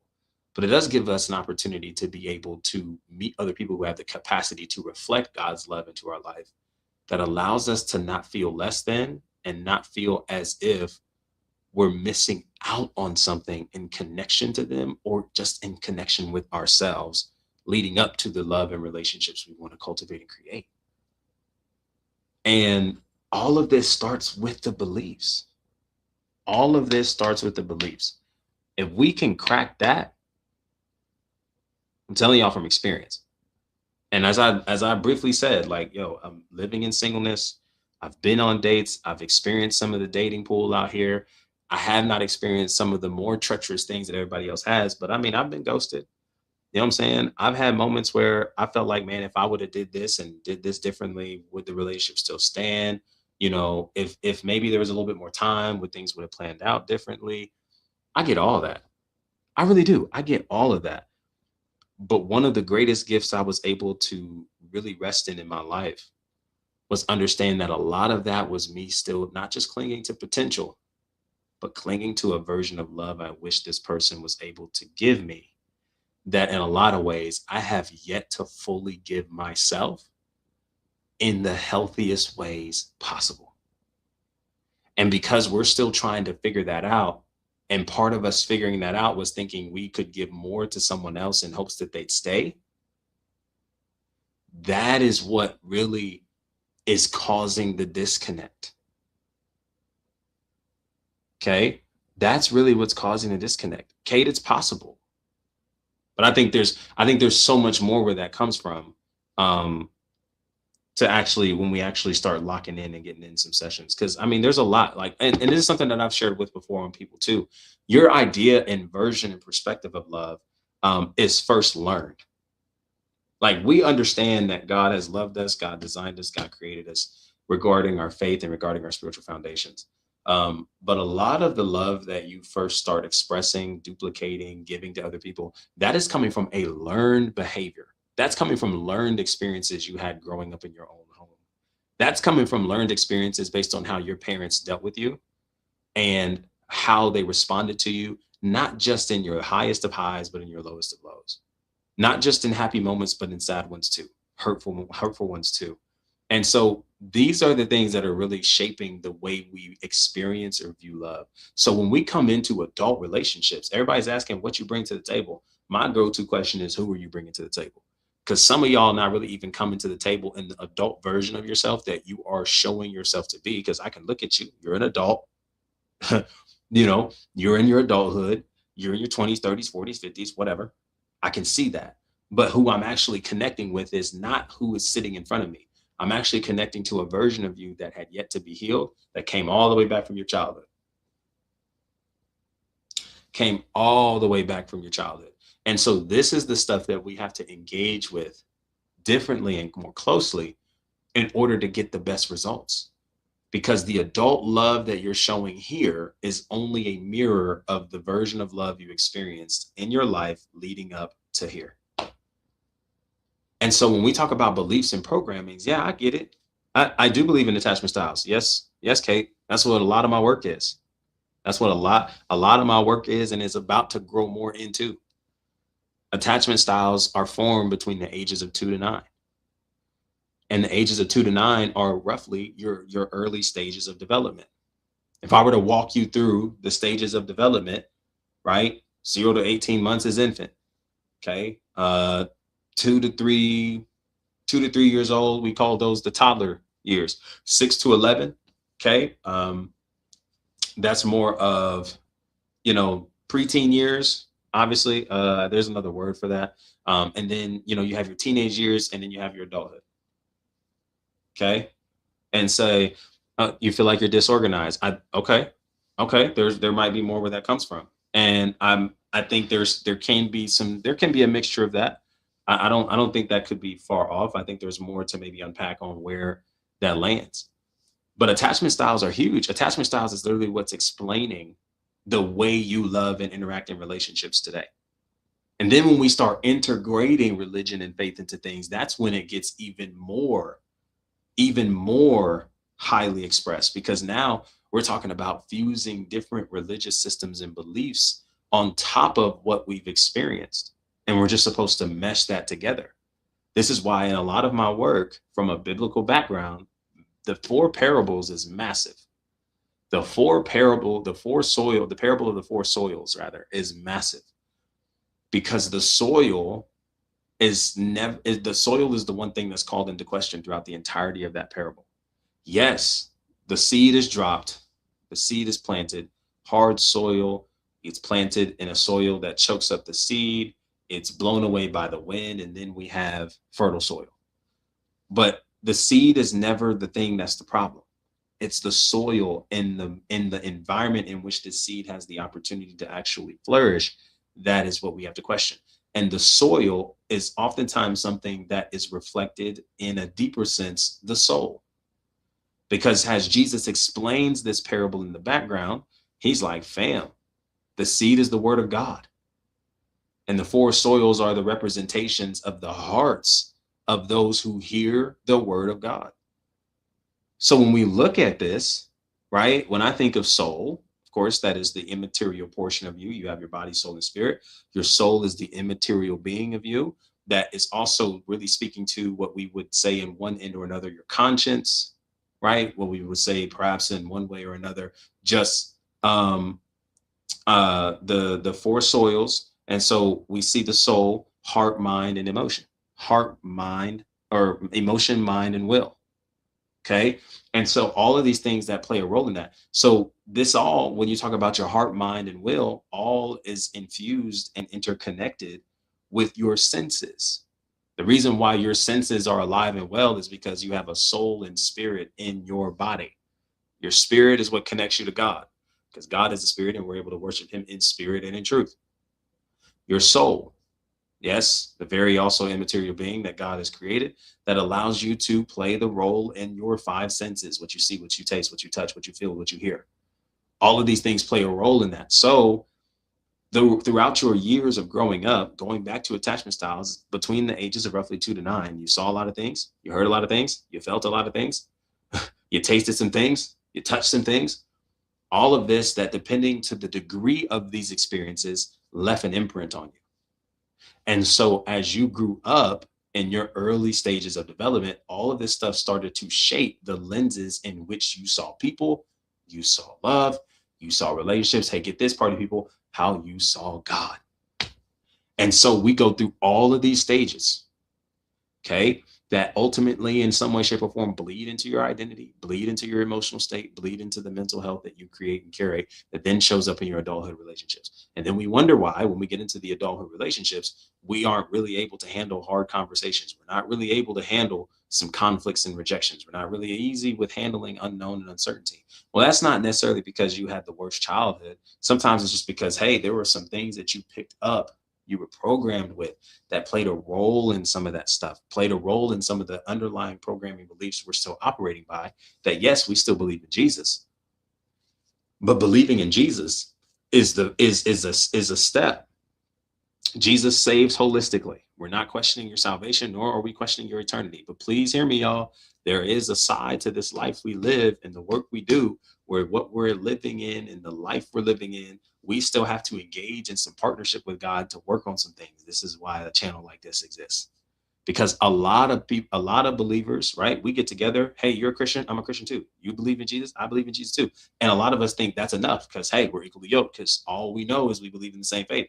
Not realizing that neither of you have actually done the due diligence to actually engage in this slowly, to learn more about where you are mentally and emotionally, and actually see the version of this person that you're truly engaging with, to then make the healthiest decision possible on what to do.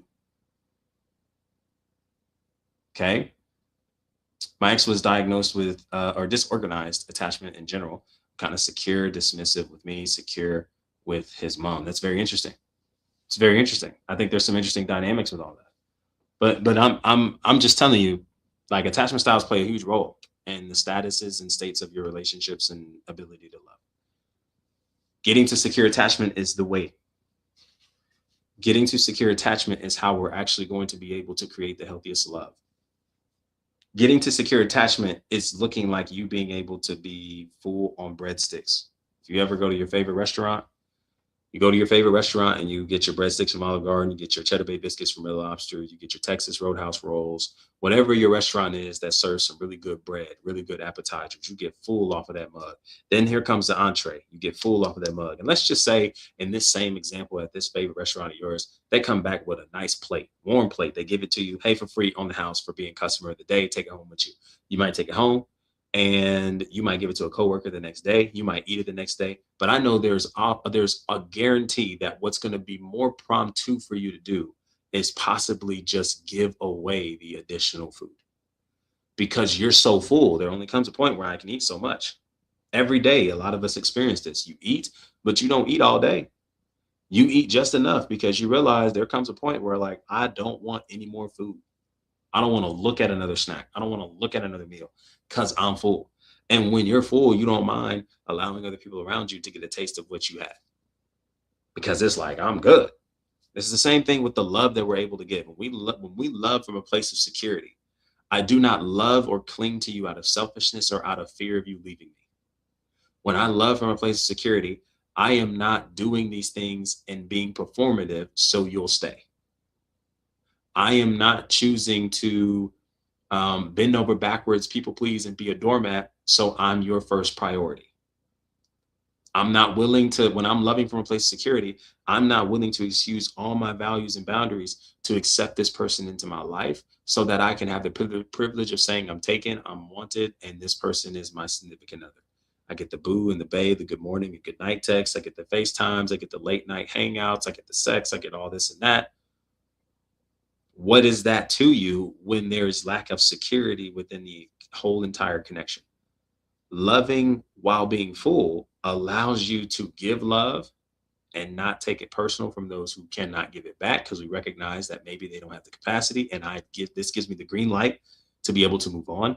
Loving from a place of security doesn't cause me to question my identity and over personalize with external behaviors. Loving from a place of security allows me to recognize that my fulfillment does not come from external people. It comes from within, the peace that's been given to me that I'm able to rest in holistically. How do we get there? Daily repetitions and practices that allows us to continue challenging older programmings and beliefs that start at the soil level. So a lot of us are getting into relationships and are ready to go buck wild in 2026, but like don't even realize and don't even see the danger ahead, because like we swear up and down we've been doing the healing work, but ain't been doing it to no extent like that. So we have to deal with our anxious attachment styles healthily. It doesn't mean that separations and breakups won't hurt. It doesn't mean, now again, and people go to the greatest extremes with a lot of this stuff. It doesn't mean that somebody leaving you won't hurt. It doesn't mean that you won't have moments where you'll question some things and you'll replay some things. But in order to really move on and move healthily, in order to grieve the losses of relationships healthily, in order to make the most of where we are, to be the most available to receive the love we really want, it starts with us actually engaging with these beliefs that we've curated in a lot of ways that maybe we've even tied into God, that really God is not necessarily so how do I want to say this? It's God cares, but God is not so much of a factor of what we're really questioning, as much as it is of us questioning the legitimacy of our identity and availability for the love we really want. Because a lot of us are thinking, well, if God loved me, then this wouldn't have happened. If God was here, then why did he let this happen? You know, if God was really interested and really wanted me to have this relationship, why did he let it fall apart? But this is where we have to be honest and go like, man, we're kind of putting some things on God. We're kind of saying some things that we took as signs from God, but was that really a sign from God? Did we just read into that really wasn't from God? That was just us trying to come into agreement with what we said we wanted God to come into agreement with us on, not what God actually really wanted.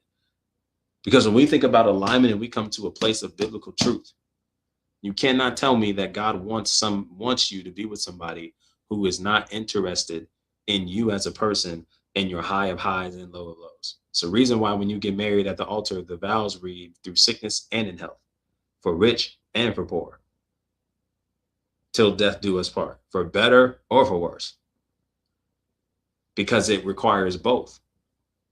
So if we don't have both, then what are we here for? You cannot tell me that God wants you to be with somebody who is going to abandon you in your lowest of moments. You cannot tell me God wants you to be with somebody who is constantly causing you to question the legitimacy of your emotions, what you're feeling, and your reality. You cannot tell me that God really wants you to be connected with somebody when they are lacking consideration for who you are as a person, where you are as a person, and who you're becoming. You cannot tell me he wants you to be with somebody, and yet this is the same person that's cheating on you, got a whole nother family in a whole nother country. Can't tell me that. You can't tell me God told you to marry them and then he told you to divorce them. Because if divorce was on the end of that, why would then God tell you to marry them? I love this, Kate. I love this. I just get scared. I'll do it again. Watch this. This is why I'm saying the session makes sense, Kate. I'm excited for you to get on the books. Take advantage of this deal. Once it's live is gone, it's over. It's lasting as long as this live is going. Because we passed midnight where I'm at. So look, this is why I'm saying, like, we really got to get together, because the fear of doing it again, that's kind of when our fear of failure is greater than our ability to recover.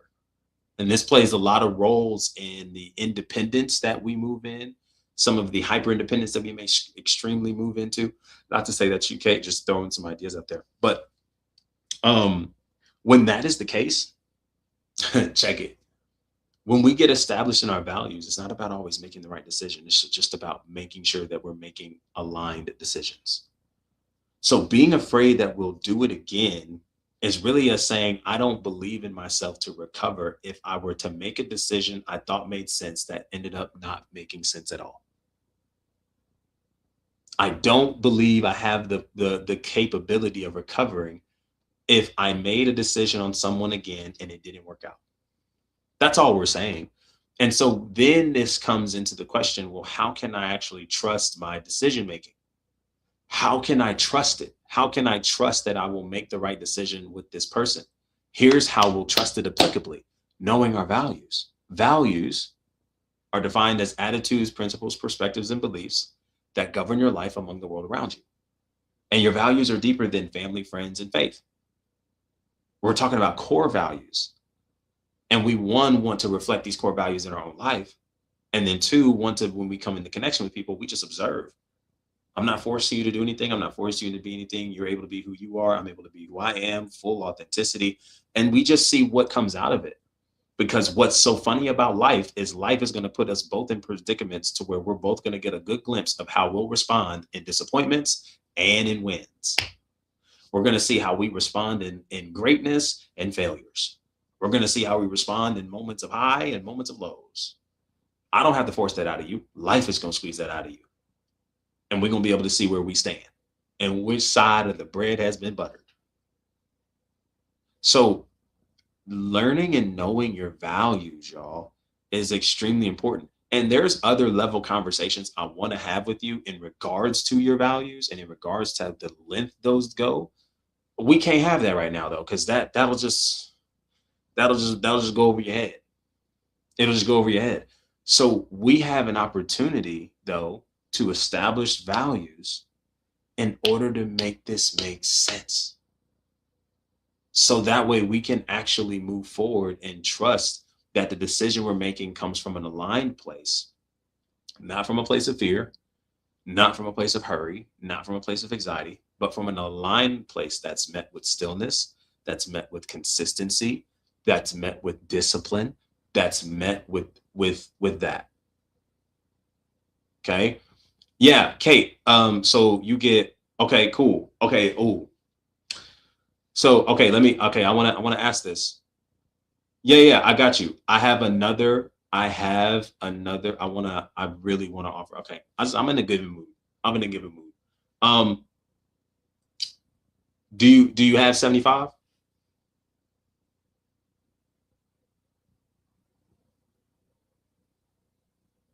Matter of fact, I can ask this in a different way. What do you feel you can afford? Because I just want to bless you. Because I think these sessions could make the most sense.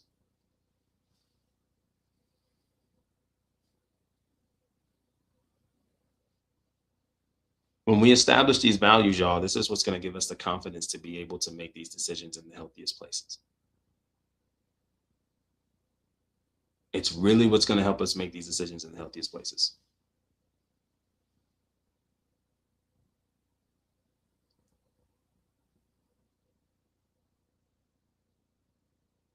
Cool. So wait, what is 50 AUD? I'm not hip.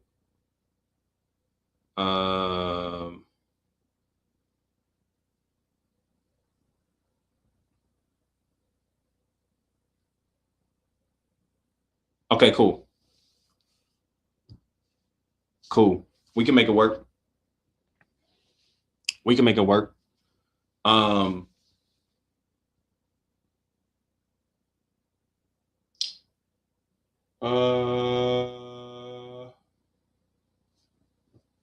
I think I did that right. Okay. Here's what I want to do. If that's where you're at, that's cool. That's cool, Kate. I got you. What we can do, what we can do is I also have a free community that would be really, really helpful. Um for you to be a part of, where a lot of this stuff that I'm sharing now, I actually have courses and stuff that helps us actually kind of walk through it in a healthier way. Okay. Plenty of resources and a supportive sisterhood that can really help you through that. Okay. So even if you can't afford them right now, it's cool. When the time is right, we'll make it happen. I can get you into this community, and actually kind of help you, maybe kind of get you into taking um, an assessment that I think would be really, really helpful to lock in on too. And I think I want to comment it here, just to give it to you. Give me 1 second. Mm, mm, mm, mm, mm, mm, mm. All right. Oops. Okay. And we back. So I'm gonna leave this comment here. I hope. All right, y'all check this out. I just pinned it. All right. I just pinned it. That is a great qualifier. Okay. Just to kind of get some diagnostics under you regarding your relationships, regarding where you are on your road to becoming secure, as well as just being able to qualify you with coaching. If you finish the questionnaire, and then on underneath the diagnostics, you're going to also be able to see where you can read, book your qualification call. And so that'll be where you'll go through the steps to answer questions to be able to book your qualification call. Copy and paste that link and be able to visit it. Okay. And you know what's crazy? I'm actually gonna send it. Yeah, I'm gonna send it to you as well, Kate. Um, let me see. Oh, I don't know if I can send a message. Okay.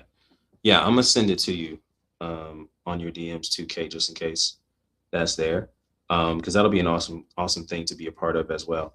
Like I said, when the time is right, we'll make sure to get the session is okay. I know it can be sometimes expensive in where you're at right now, but I do know we can make it work, and so we can definitely connect and see what we can do to still get you some of these sessions. So don't even trip. But I think that's a good starting place as well. I'm gonna send it to you via uh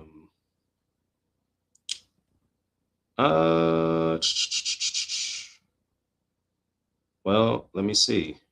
Yeah, I'm gonna send it just via TikTok. Let's see here. Um, I'm just trying to find it, y'all. But if I can pay the full fee you mentioned there, yeah, yeah. If you can pay the full one there, yes, you get 2 additional sessions free. Yes. So again, as long as the live stream is going right now, it's still available. Once this closes, because it's already midnight. Once this closes, it's a wrap, and I don't know when that will make its return. Okay. I'm gonna send you the link, and oh wait. Hmm. Oh, where is it at? I posted it. That's why you make your YouTube posts, y'all. Comes in handy. I said I was gonna get to some.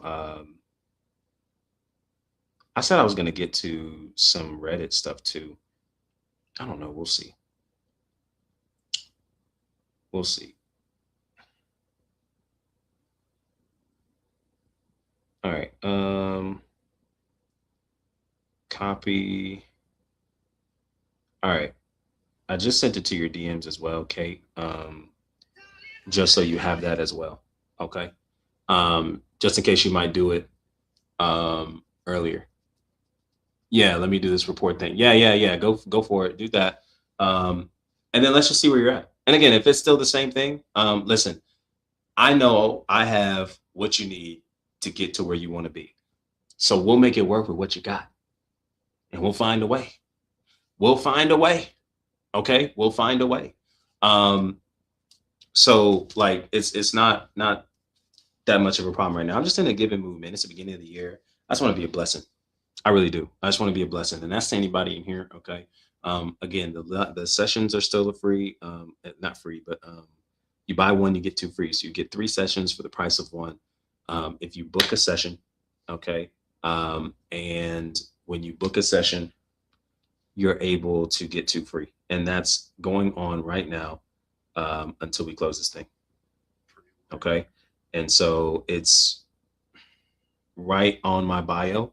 When you click my bio and click the link underneath it, okay, that's where you want to be. So, but like I said, y'all, like this is so important when it comes to breakups and relationships, and this is what a lot of us are missing because, in a lot of ways, we're trying to do it alone. In a lot of ways, we're trying to just read scripture and read our way through it. And I'm not saying that scripture doesn't have a role. It does. Scripture also tells us in James 5:16 to confess your faults one to another, for in so there's healing. Now, even though that context is talking more about forgiveness, bringing things to light, in order for you to actually get accountability, to be held accountable to people that are in front of you, this text can also just speak to the light and love of community that you have available to you. Because you'll be amazed at the change you can create when you are moving in consistency and when you have somebody in front of you who's not just holding you accountable, but is giving you play by play plans to help you move forward in areas that you are unfamiliar in. Like it's uncomfortable, it's uncertain, and it may be new. Like this is the space to do it, y'all. This is the space to do it. This is why this channel exists. And so a lot of what we've been missing in these relationships, y'all, has really came from attachment styles that not only we have had lack of awareness on, um, but we've also haven't really known how to move forward with. A lot of us love coming to awareness. A lot of us love knowing where it is, but a lot of us don't know how to deal with it. Shout out to I don't period. She said, I get very defensive and shut down. What is something I can do to help me work through that? I love that. In my relationship, I'm an avoidant. If my husband comes to me with something he does not like, she says I get very defensive and shut down. So one of the things that you want to do to engage in that is remaining curious. Um, you really want to remain curious because curiosity is really the defeater of the furiosity. And I know furiosity isn't really a word, but I just like it because it rhymes. We're just talking about being furious. So when you get defensive, you're quick to protect. Your nervous system automatically operates fight, flight, fawn, freeze. So if you're fighting, okay, there's typically something that you're trying to either protect or maybe deflect. When you're flighting, you're running, right? So you're not even trying to engage with it at all. Fawn, freeze. When you freeze, you get numb. You don't move. You don't say nothing. You act like it's not there. I've literally witnessed when people engage in confrontation, they literally go silent, and and I've seen it with other people who may not be in similar spaces. They'll be talking, and this person won't say a word until you're like, "Hey, do you hear me talking to you?" And they don't say anything. Now, we can always give people an out on top of, different conditions and all that kind of stuff, but not everybody is dealing with that. A lot of times it's just dysfunction and their unwillingness to engage with it. And that's a problem. And we don't accept that. I don't care if it's your mama, your daddy, anybody in between. We don't accept that. So maybe instead of going through all those breakdowns, here's what I'll tell you. Remain curious. Okay. When something is brought to you, I want you to think, and this is really, really good. I just posted a video today about communication because we got to learn to communicate with care. I'm going to break that down in a second, but part of what allows you to get defensive is because you're almost feeling like, in a way, he's attacking you, as if not. And this actually sometimes in a lot of ways goes without saying. There's a pattern where there's a thought process that he's attacking you, and that this attacking of you is what's leading to the disconnection of the relationship. It's almost as if he's bringing a problem to you, And him bringing this problem to you is in your mind something that's enough for this to no longer be. And so your defensiveness is in a way a reflection of something you're trying to protect. Your defensiveness in a way is you clinging to ego. You're no longer listening to understand and to connect. It becomes now, I need to prove myself. I need to stand again. I need to stand for myself. I need to guard on myself against this person. And that's not really the case. A lot of times, again, when somebody has the willingness to bring something to your attention that you're doing or not doing, that can often be seen as something that they're trying to use to connect. They want to reconnect with you. The desire to do that is to reconnect with you. And in order to do that, we got to deal with this issue and we got to deal with this tension. And so, of course, the way that it's brought to your attention matters too. I won't overlook that. But if you're the one who's engaging in this and you realize, hey, I get defensive and I shut down. Um, Oftentimes, again, this also is a reflection when we think of shutting down, you don't feel safe enough to speak up. You don't feel safe enough to really re-engage with it. That can come from different places too. So what we want to do is learn to communicate with care. Okay. And this is really what's going to help us to be able to deal with that shutting down. So number one is we're going to move with compassion. Okay. Now, when you bring this to mind, or when he brings this to mind, no, he's not, he may not be listening to this, but we can only control what we can control. Okay. So in moments where you are giving correction or you are being corrected, something is being brought to your attention. You can tell by how it's being brought, you're not liking what you're hearing because in a way you're taking it personally. Okay. This is how we navigate it. Number one is we move through it with compassion. That's the C. So compassion or this form of communication is just us, one, being able to communicate clearly what's needed or what's not being done. Okay. And so we love to tiptoe and we love to throw hints and suggestions and hope they pick it up. No, hey, I love you and I love this relationship and I really, really appreciate all the work you're doing around the house, the care that you're taking with the kids, and overall just the amazing wife you've been. This has been awesome, and I wouldn't have it any other way. And I love doing life with you. I also realized too that I need more. I need more reassurance from you. I feel like lately, when I come home and I've come home from a really long day, and I know you've been having a really long day too, and so sometimes when I come home, it's just like I feel dismissed, I feel ignored. I really feel like I need my partner to really just be there for me and show up for me, and just kind of remind me of some things that maybe I'm quicker to forget just because of how long of the day it's been. I'm dealing with all the coworkers and all the stress. It's just really challenging. And and sometimes I just be doubting myself, and I don't really feel like I can come to you sometimes because it's so overwhelming. Okay. So I need more reassurance from you, right? There's no playing around with it, no throwing up suggestions. It's clearly communicated. I need. Now we move, right, with the acknowledgement. And so this is where we have to not drown out, but we have to re-engage with the conversation, not with the method of shutting down or being dismissive, but re-engage with it with mirroring. I want you to just stay curious, sis, right? I want you to stay curious. I want you to ask questions and I want you to be willing to mirror back what he's saying. Because behind the statement, even though it may be presented in what could be early on an unfavorable way, there is a heart posture behind what's being presented where this person really just wants to reconnect with you. And what's making it difficult to reconnect with you in the best of ways is maybe what's being presented to you. Now, that's not to say everything that's being presented to you will cause that questioning.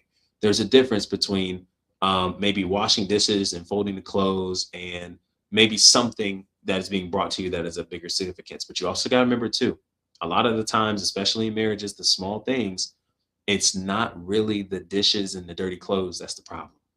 Even though that is what's being addressed, there's really a story behind what's being addressed that's really the focal point. So for example, coming home after a long day of work and dishes are piled up in the sink, right? So coming home and being upset about those dishes, hey, why are the dishes aren't done? Dishes are piled up in the sink. This is crazy. What's going on? This is less about the dishes, more about what the dirty dishes are saying to this individual or about this individual coming home. Oh, not only are you not caring about the house, but you don't care about me because I've wanted you to be able to participate and clean up and be a part of cleaning house and doing your chores. And I just feel like I'm being completely dismissed and ignored because I've brought this to your attention numerous times and it just seems like you don't care. That's what's being communicated, and that's where it's causing the frustration, not the literal dishes. Because we've had moments where dirty dishes were in the sink and you didn't get that mad. But you got that mad that time because, again, it's compiling up on the story of what this is saying about you and about your status of the relationship. So we want to meet this with acknowledgement. I want to mirror what's being said. Hey, so I just want to be sure I'm hearing you correctly. You mentioned going back to the reassurance. I want to be sure I'm understanding you correctly. You said that basically I haven't been really, helpful in the department of reassuring you that you're doing amazing things, you're working hard, and you are taking care of things well around the house. I've really been assuring you of the king and man that you are, and you're feeling the effect of that. Yes, yes. And like, I really just miss us, and I really miss the encouragement that you used to give me. I really miss the life that you used to speak into me. That stuff made my day hearing it from you. Do you see how this conversation is now going from argumentative, who's right, who's wrong, to now we're connecting from a place of caring for one another because I see your heart and I see where you are, and I'm aiming to want to reconnect with you while also acknowledging, as part of the acknowledgement, hey, there was something I didn't do. What acknowledgement does not include is you dismissing your partner and making them out to be the idiot. What acknowledgement doesn't do is then turn it into a gaslighting opportunity. Doesn't do that. What we do is we acknowledge, even though it wasn't our intention, even though it's not what we mean, and most certainly what we don't use is language like, I'm sorry you feel that way. Well, that's not taking accountability for where you are and what role you may have had in this person feeling this way. Even if it wasn't your intention, it's what happened. So we're taking our time to just simply acknowledge, hey, this is what I did. I want to make sure I'm understanding where you're coming from and what you're saying, because this gives them the opportunity to feel like they're being heard. And when you keep meeting them with a gentle tone, it's going to be a challenge at first because you're not used to this. But when you engage with them in a gentle tone, it really gives an opportunity to shift the conversation. It gets harder to continue to yell and raise your voice and be mad at each other when somebody is kind of walking into it with a regulated state of mind. Then we are able to respond. That's the R. Response is just us being able to put into action what was communicated, because everything that comes with communication is also followed up with action. And anything that's communicated that's followed up with action always brings about progress. So now I have an opportunity to put into tangible places, hey, this was communicated. This is what I said I would agree to do. Now I have an opportunity to show up and do it. Which then leads us to the E, which is evaluate. And evaluating is just us recognizing that every relationship goes through different seasons, even your marriage. Who you married at first doesn't equate to who you be married to 5, 6, 7, 10 years down the line, because both of you are growing and changing. And so the needs fluctuate. What they needed in year 5 may not be what they need to the same degree in year 10. But we're willing to make the differences and shift in order to make the most of the marriage and relationship, in order to keep it grounded and in order to keep it foundational. So get into the habit of asking your partner, what do you need? And then as you guys come together and you guys have these conversations, because it's not just one-sided, you want him to be able to participate in that too. So you guys come together and have some really healthy conversations and remain curious about what they're wanting while they remain curious about what you want. Hey, what do you need in this season? What do you need more from me that maybe I haven't been giving you? And then this is giving us an opportunity to serve one another and to make the most of the connection relationship. Shutting down in the midst of things being brought to you that leads you to becoming defensive. At first, it's going to be really challenging because a lot of what I just told you is really next level stuff. It's not to say you can't get there, but it takes repetition. And part of your repetition is probably going to look like, when you first start seeing this, I want you to just be aware of those moments where you are getting defensive. You may not catch yourself until after you said it, You may not catch yourself until, a day after you said it. And you might come back around and apologize. And you might come back around and be like, yo, I just realized something. You brought something to me the other day and I got extremely defensive. And part of my defensiveness, again, here's some more context to maybe where the defensiveness comes from. I felt like I always had to defend myself when I was younger. I felt like I was always being blamed for things. And so I had to quickly speak up for things. Otherwise, I get in trouble. So I was always in fear of losing something or fear of something happening to me if what was said about me that I didn't have a chance to speak up to was actually something people were running with. I didn't get a chance to defend myself. And so, I got in trouble a lot of times when I was younger. And that wasn't helpful. Again, just an example. It's not to say that's everybody's story. But there is a root to the defensiveness. And instead of moving with this aspect of I know where it comes from and I'm not willing to fix it, we can become aware of it and still make decisions to transition from that by just staying in lanes of curiosity while at the same time being compassionate and patient with ourselves and just asking for that patience from others we're connected with who we are noticing this is happening more with. Okay.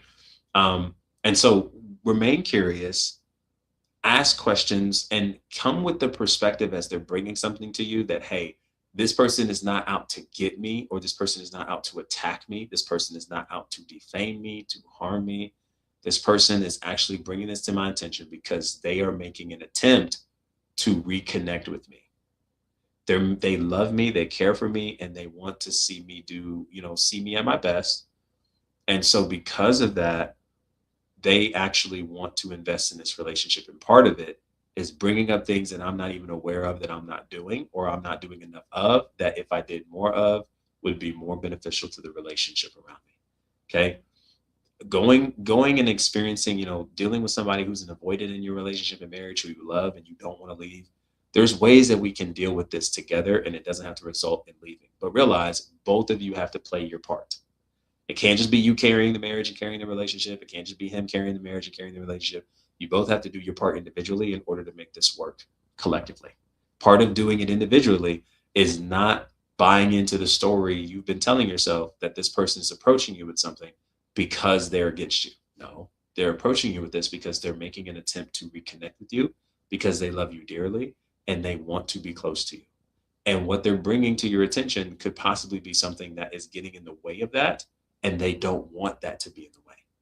And so we have to be honest, not take it personal, not deflect, breathe through it. Even if you're engaging with them in the first, and again, you want to build up to some of this stuff, moving with the CARE acronym I just gave. Maybe in the first few times, maybe like, hey, okay, I hear you. You brought this to me. I got a lot of emotions that are coming up right now. And I just kind of need a few minutes to process what you said. I want to come back and talk about this in 20 minutes. I want to come back and talk about this in the next hour. I want to come back and talk to this in 7 minutes. I'm going to put a timer on, and in 7 minutes, I'm coming back. Are you available in 7 minutes to talk about this? Yeah, I'm available. I guess I'm available. Okay, 7 minutes, I'm coming back. Just give me a second to kind of breathe through this, and let's come back. Okay? At that 7-minute mark or whatever time frame you put, you better have your butt back. Okay? Follow through on that. Hey, I told you we would come back in 7 minutes, and I thought about what you said. Thank you for bringing that to my attention. I just so you know, like my reasoning for implementing this now is because I realize that when you bring things to my attention, I get really defensive. And I just came to kind of some realizations that you're not really trying to attack me. You're just wanting to reconnect with me. And this is kind of my first time being in a space of actually having the openness to communicate certain things. And I'm just wanting to do this in the best of light possible. And it would really mean a lot to me if you were able to be patient with me as I'm kind of navigating this for the first time. And because this is new and this is kind of scary for me, but this is new. And I want to be sure I'm able to show up in the healthiest way with you as you are able to show up in the healthiest way with me. Okay. And with that being said, I heard what you said. And I want to be sure that I'm understanding what you're saying correctly. Are you saying that I'm not doing this, I'm not doing that? And then they have an opportunity to clarify if there's anything missing. And then we're able to come together and put a communicative plan to make it work. Long answer. Okay. But I hope it's made sense. Listen, a lot of communicative issues in marriages, relationships altogether can be solved if we moved with the intention that this person is loving and means well. Doesn't mean anything maliciously, even if it comes off extremely challenging. A lot of times the surface responses speak more to what this person is dealing with internally, less about what I am or am not. So it just gives you an opportunity to engage with it in a healthier way. Okay, gives you an opportunity to deal with it in a healthier way. When you bring something to their attention that can be a little bit of a challenge at first, we want to be able to move with compassion, move with love, celebrate them before we lay it on them with what we're trying to help them see and maybe some issues that we may have. Because no one, not a lot of people really can handle blunt truth just off rip and off the cuff. And a lot of times it sounds random because believe it or not, and I'm not sure what your name is, man, but like, I believe it or not, a lot of times what you are wanting to bring to his attention is stuff that came back from like 2 weeks ago, 2 months ago. Like you've been low key keeping track and tabs on what he hasn't been doing. And so when you finally bring it to his attention, it's like, fam, where did this come from? We were just good. We just ate dinner. We just had a great night. Where is this coming from? All of that is coming from pent up aggression and tabs you've been keeping. And so all of it seems random and it seems out of place.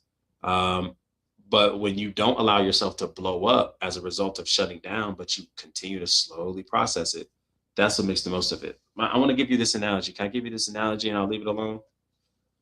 Type of one in the chat if I can do this analogy and I'll leave it alone. Shout out to Kate. I appreciate you doing the test. I'll be able to check the diagnostics and stuff here in a bit. Um, and yeah, did you click the book, the qualification call, Kate, as well? Were you able to click that? Did you go through that? Did it read something, anything to you specifically? So Jennifer, awesome. Okay, so Jennifer, okay. Be sure to go when you should see your diagnostics there. Like, if did you see 3 diagnostics revealed after you took your questionnaire?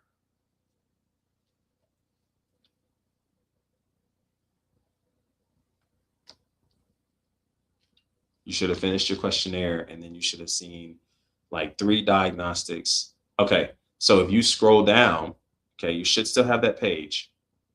You should scroll down and then you should read book your qualification call. Click that. That leads you to the next steps to book your qualification call and answer those questions honestly. And then you should be able to possibly get something going if it qualifies you. Let me know if you still see that. If you don't, you might have to do it again. Don't hesitate. It shouldn't take you that long now that you know the field. It should be pretty quick answers. So you can be able to book your qualification call. Okay. And then we can just see where you're at based on all that. So see where we can connect and make the most of where you're at. Does that make sense, Kate? Let me know. So Jennifer, I want you to imagine that this is like soda. It's water clearly, but imagine it's soda and you shake it up. What happens to the soda, obviously, is that it fizzes up, right? And everybody knows what not to do when a soda can bottle is shaken up. We don't open that mug immediately. Why? Because all the pressure is mounted up and bubbled up. So when you open it and you, right, and you just see it start fizzing up, we know that it's about to be danger. Because if we open that mug right out, bow, boom, it's going everywhere. Like mementos just got put in that mug. So when we get to this place of everything being shaken up, we just have to slowly release it. So instead of just fully ripping off the cap, we got to slowly release it, right? All the fizzes, all the sounds, all the carbon just being slowly released from the bottle. And then when it starts getting louder and it starts fizzing up again, it starts trying to look like it's starting to spill out. We tighten it back up. Okay, not fully yet, not fully yet. And we just keep slowly untwisting this cap until all of it safely remains and nothing spills over. Okay, this same, okay, Kate, that's fine. It keeps taking you back. Okay. So what I'll do, um, what I'll do is, what do I want to do? I'll send you a message on the DMs. I'll send you a message. I'll be able to get, let's get a session. Let's get a session. And we'll make the most of it. Okay. I'll send you a message in the DMs. I got you. So it's happened to me. I've gotten to the point where I have a panic attack. Yeah. And so we don't want it to, yes. Okay. Absolutely. I'll follow with you in the DMs. Cool. So what we don't want to do, right? And I hear you, Jennifer, right? And yeah, because what we do is we get shaken up, right? And instead of slowly releasing it, we just leave it all in there. And it never really gets to a point of being slowly released. What we have to do is slowly release that mug. And part of slowly releasing these things is us being able to deal with our thoughts healthily, dealing with thoughts one at a time, emotions one at a time, and not running with the stories.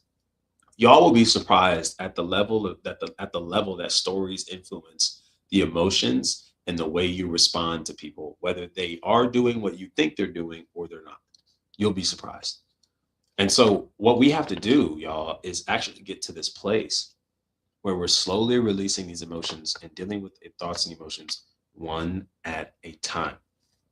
And so when you're having this conversation, he brings something to you, you start feeling yourself feeling all hot and warm and upset. You're ready to jump to conclusions and defensiveness, and you're quick to respond and you're quick to give an answer, all that kind of stuff.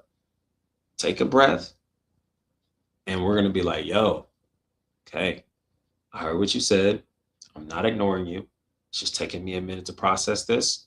If you got to use the method where you say, hey, this is kind of a lot right now, but I want to bring this to your attention because I don't want to leave you hanging. Can we come back and meet in like 7 minutes and talk about this? Now, if he's bringing something to you, like in regards to chores, clothes, dishes, all that kind of stuff, I think I want you to just take a breath for a second, reset, and then, based on the chores or whatever it is that he's bringing to you in these moments, just meet him with curiosity. Meet him with curiosity. That's what's going to kill a lot of the quickness to jump to defensiveness. It's mostly about the kids. Okay. So I appreciate the context. Yeah. And I think it just means that there needs to be some room for you guys to have some healthy dialogue and conversations. And you just being able to listen to what he's talking to you about, meet him with curiosity, ask questions. What do you mean by that? When you say that, what are you referring to? I'm not so sure I'm seeing it the way you're seeing it, and I want to be able to understand you in the healthiest of ways. And I think sometimes just having those healthy conversations throughout the process, like, hey, so I know oftentimes when you're bringing things to me, it's mostly about the kids. And, I really want to kind of know just kind of what you're envisioning or what you're thinking, not necessarily to fall in line, but to just create conversation, right? Because both of you have a voice and both of you need your voices to be heard. And so, it's a great opportunity for you to communicate where you are, what you're feeling, and then being able to respond accordingly. Okay. But again, this is the beautiful thing about a marriage, because who you're dealing with, he may not be able to move in a lot of the ways that I just expressed to you. I don't know him. You do. If he doesn't, you got to lead in that. You got to lead in that, because he may not lead in that. But it's just all about being calm and remaining relaxed and remaining regulated and meeting them in a loving tone. And in moments where stuff starts getting really heated, you feel the arguments are coming back up. Hey, I appreciate what you're doing here. And I see where you're going. I want to come back to this conversation in a few moments, because I can tell this is kind of really working me up a little bit. And I don't want that to spill out on this conversation and opportunity to reconnect. Can we meet back in about 5 to 7 minutes? Okay. This really helps a lot. Because a lot of times maybe, and that's interesting too, if it's mostly about the kids, you might be having thoughts of like, oh, he thinks I'm a bad mother. and I'm not mothering my children well.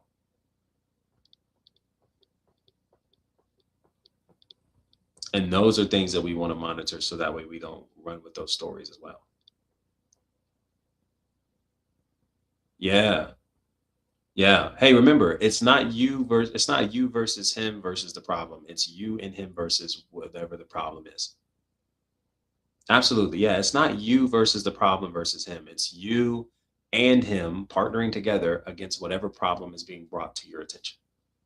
He is wanting to reconnect, and he is wanting to bring you to even healthier places than maybe what he's seeing. That's okay. Stay curious. You're not an awful mother, and don't buy into those thoughts when he brings that to your attention. He's seeing something, and what would be worse is if he was seeing that and never said nothing. So we can't ask him to be the man you want him to be. Shout out to Olivia Dean. Come be the man I need. You can't ask him to be the man you need and then constantly shut him out and meet him with silent treatment, stonewalling, or shutting down tactics when things are brought to you that are oftentimes an opportunity to reconnect and actually get to the bottom of it. Okay? Meet him with the same kind of energy and curiosity and love. He means well, and it's not a personal attack. And just because there is something to be corrected on, it doesn't mean we have to over personalize it and make it mean that you are a bad person, a bad mother, a bad wife. It doesn't have to believe that. We don't have to attribute meaning to that. And believe it or not, this stuff connects well to attachment styles as well. Because believe it or not, your attachment, the way that you handle correction is a reflection of your attachment style as well. Your correction wounds are a reflection of your attachment style. So in order to make the most of that, we gotta deal with that healthily. And Jennifer, I also do, I want to put this out there. I know I've said before, my sessions, buy one session, get two free. That's lasting as long as this live is up. You can literally click the link underneath my bio, at my bio, to book your session. You get two free. I also do couples counseling. I'm not saying this has to resort to anything like that. But I do couples coaching and counseling as well. I have a separate calendar for that. If you're ever interested in that, send me a message. I can get that over to you. And you guys can book a session to possibly get some things and more practicality to what unique situations you guys are going through. Okay. Oh, it's going on 1 a.m. Central Time. How are y'all feeling? Everybody in here, was this helpful? How long have you listened to this? How long have you been in here? Has this been helpful? Let me know. Let me know. I'm running my mouth like crazy. I wasn't anticipating being on live this late, but I'm hoping it was helpful. Very helpful. Awesome, Jennifer. I appreciate it a ton. So listen, I've extended it. Got 9 minutes. I'm gonna leave it up. I'm gonna leave that link up for about 9 more minutes. In my bio, and it's coming down. Okay. New Year's sale will officially be closed. And who knows when I'm bringing it back to that same degree. So you better get your session while you can, so you can get 2 free and maximize on that mug. I'm telling you, because it's only up from here. All right. If you are interested in taking next steps to becoming secure, okay, we've talked a lot about attachment styles tonight. We've talked a lot about insecurities and all those kinds of experiences. I have a landing page that I want you to go through, an assessment that I want you to go through, that will actually allow you to kind of go through some assessments and basically qualify for future coaching. That would be very, very helpful in next steps for you. So becomingsecure.com, becoming-secure.com is where you want to be. I'll repost that link in my bio as well for you to engage in that. And that is just a really good opportunity for you to invest into your healing and making 2026 your best year yet, relationally with yourself and with others. Okay. If you haven't liked this live, repost it. If you're not subscribed to my YouTube, if you're not subscribed there, do so. Okay. More lives are going to be showing up there just because for the time being, and I only have a 7-day trial, I could revisit it. I'll be streaming on multiple platforms, just to kind of get my place, um, you know, my stuff in different places. So be sure to check that out. Follow me on Instagram as well, Coach Sean Walker. That is where I am at. And yeah, I know it's late. Y'all heading to bed, and I'm done yapping. So I appreciate you guys a ton. Be sure to follow for more as we continue navigating through our healing and doing relationships the right way. If you're new here and it's your first time stopping by, I appreciate you a ton. And I hope the content and work continues to be beneficial for you as we are here dedicated to building healthier, happier, and whole relationships with yourself, with God, and with others. Because without the first two, relationship with others is just simply miserable and unbearable to cultivate. All right. I appreciate you guys a ton. And until our next time, remember, you got 7 minutes. You got 7 minutes. Get to that link, book your session. You do so, you get 2 free. You got 7 minutes. Hurry. Clock is ticking. All right. Be easy. I appreciate y'all. Peace.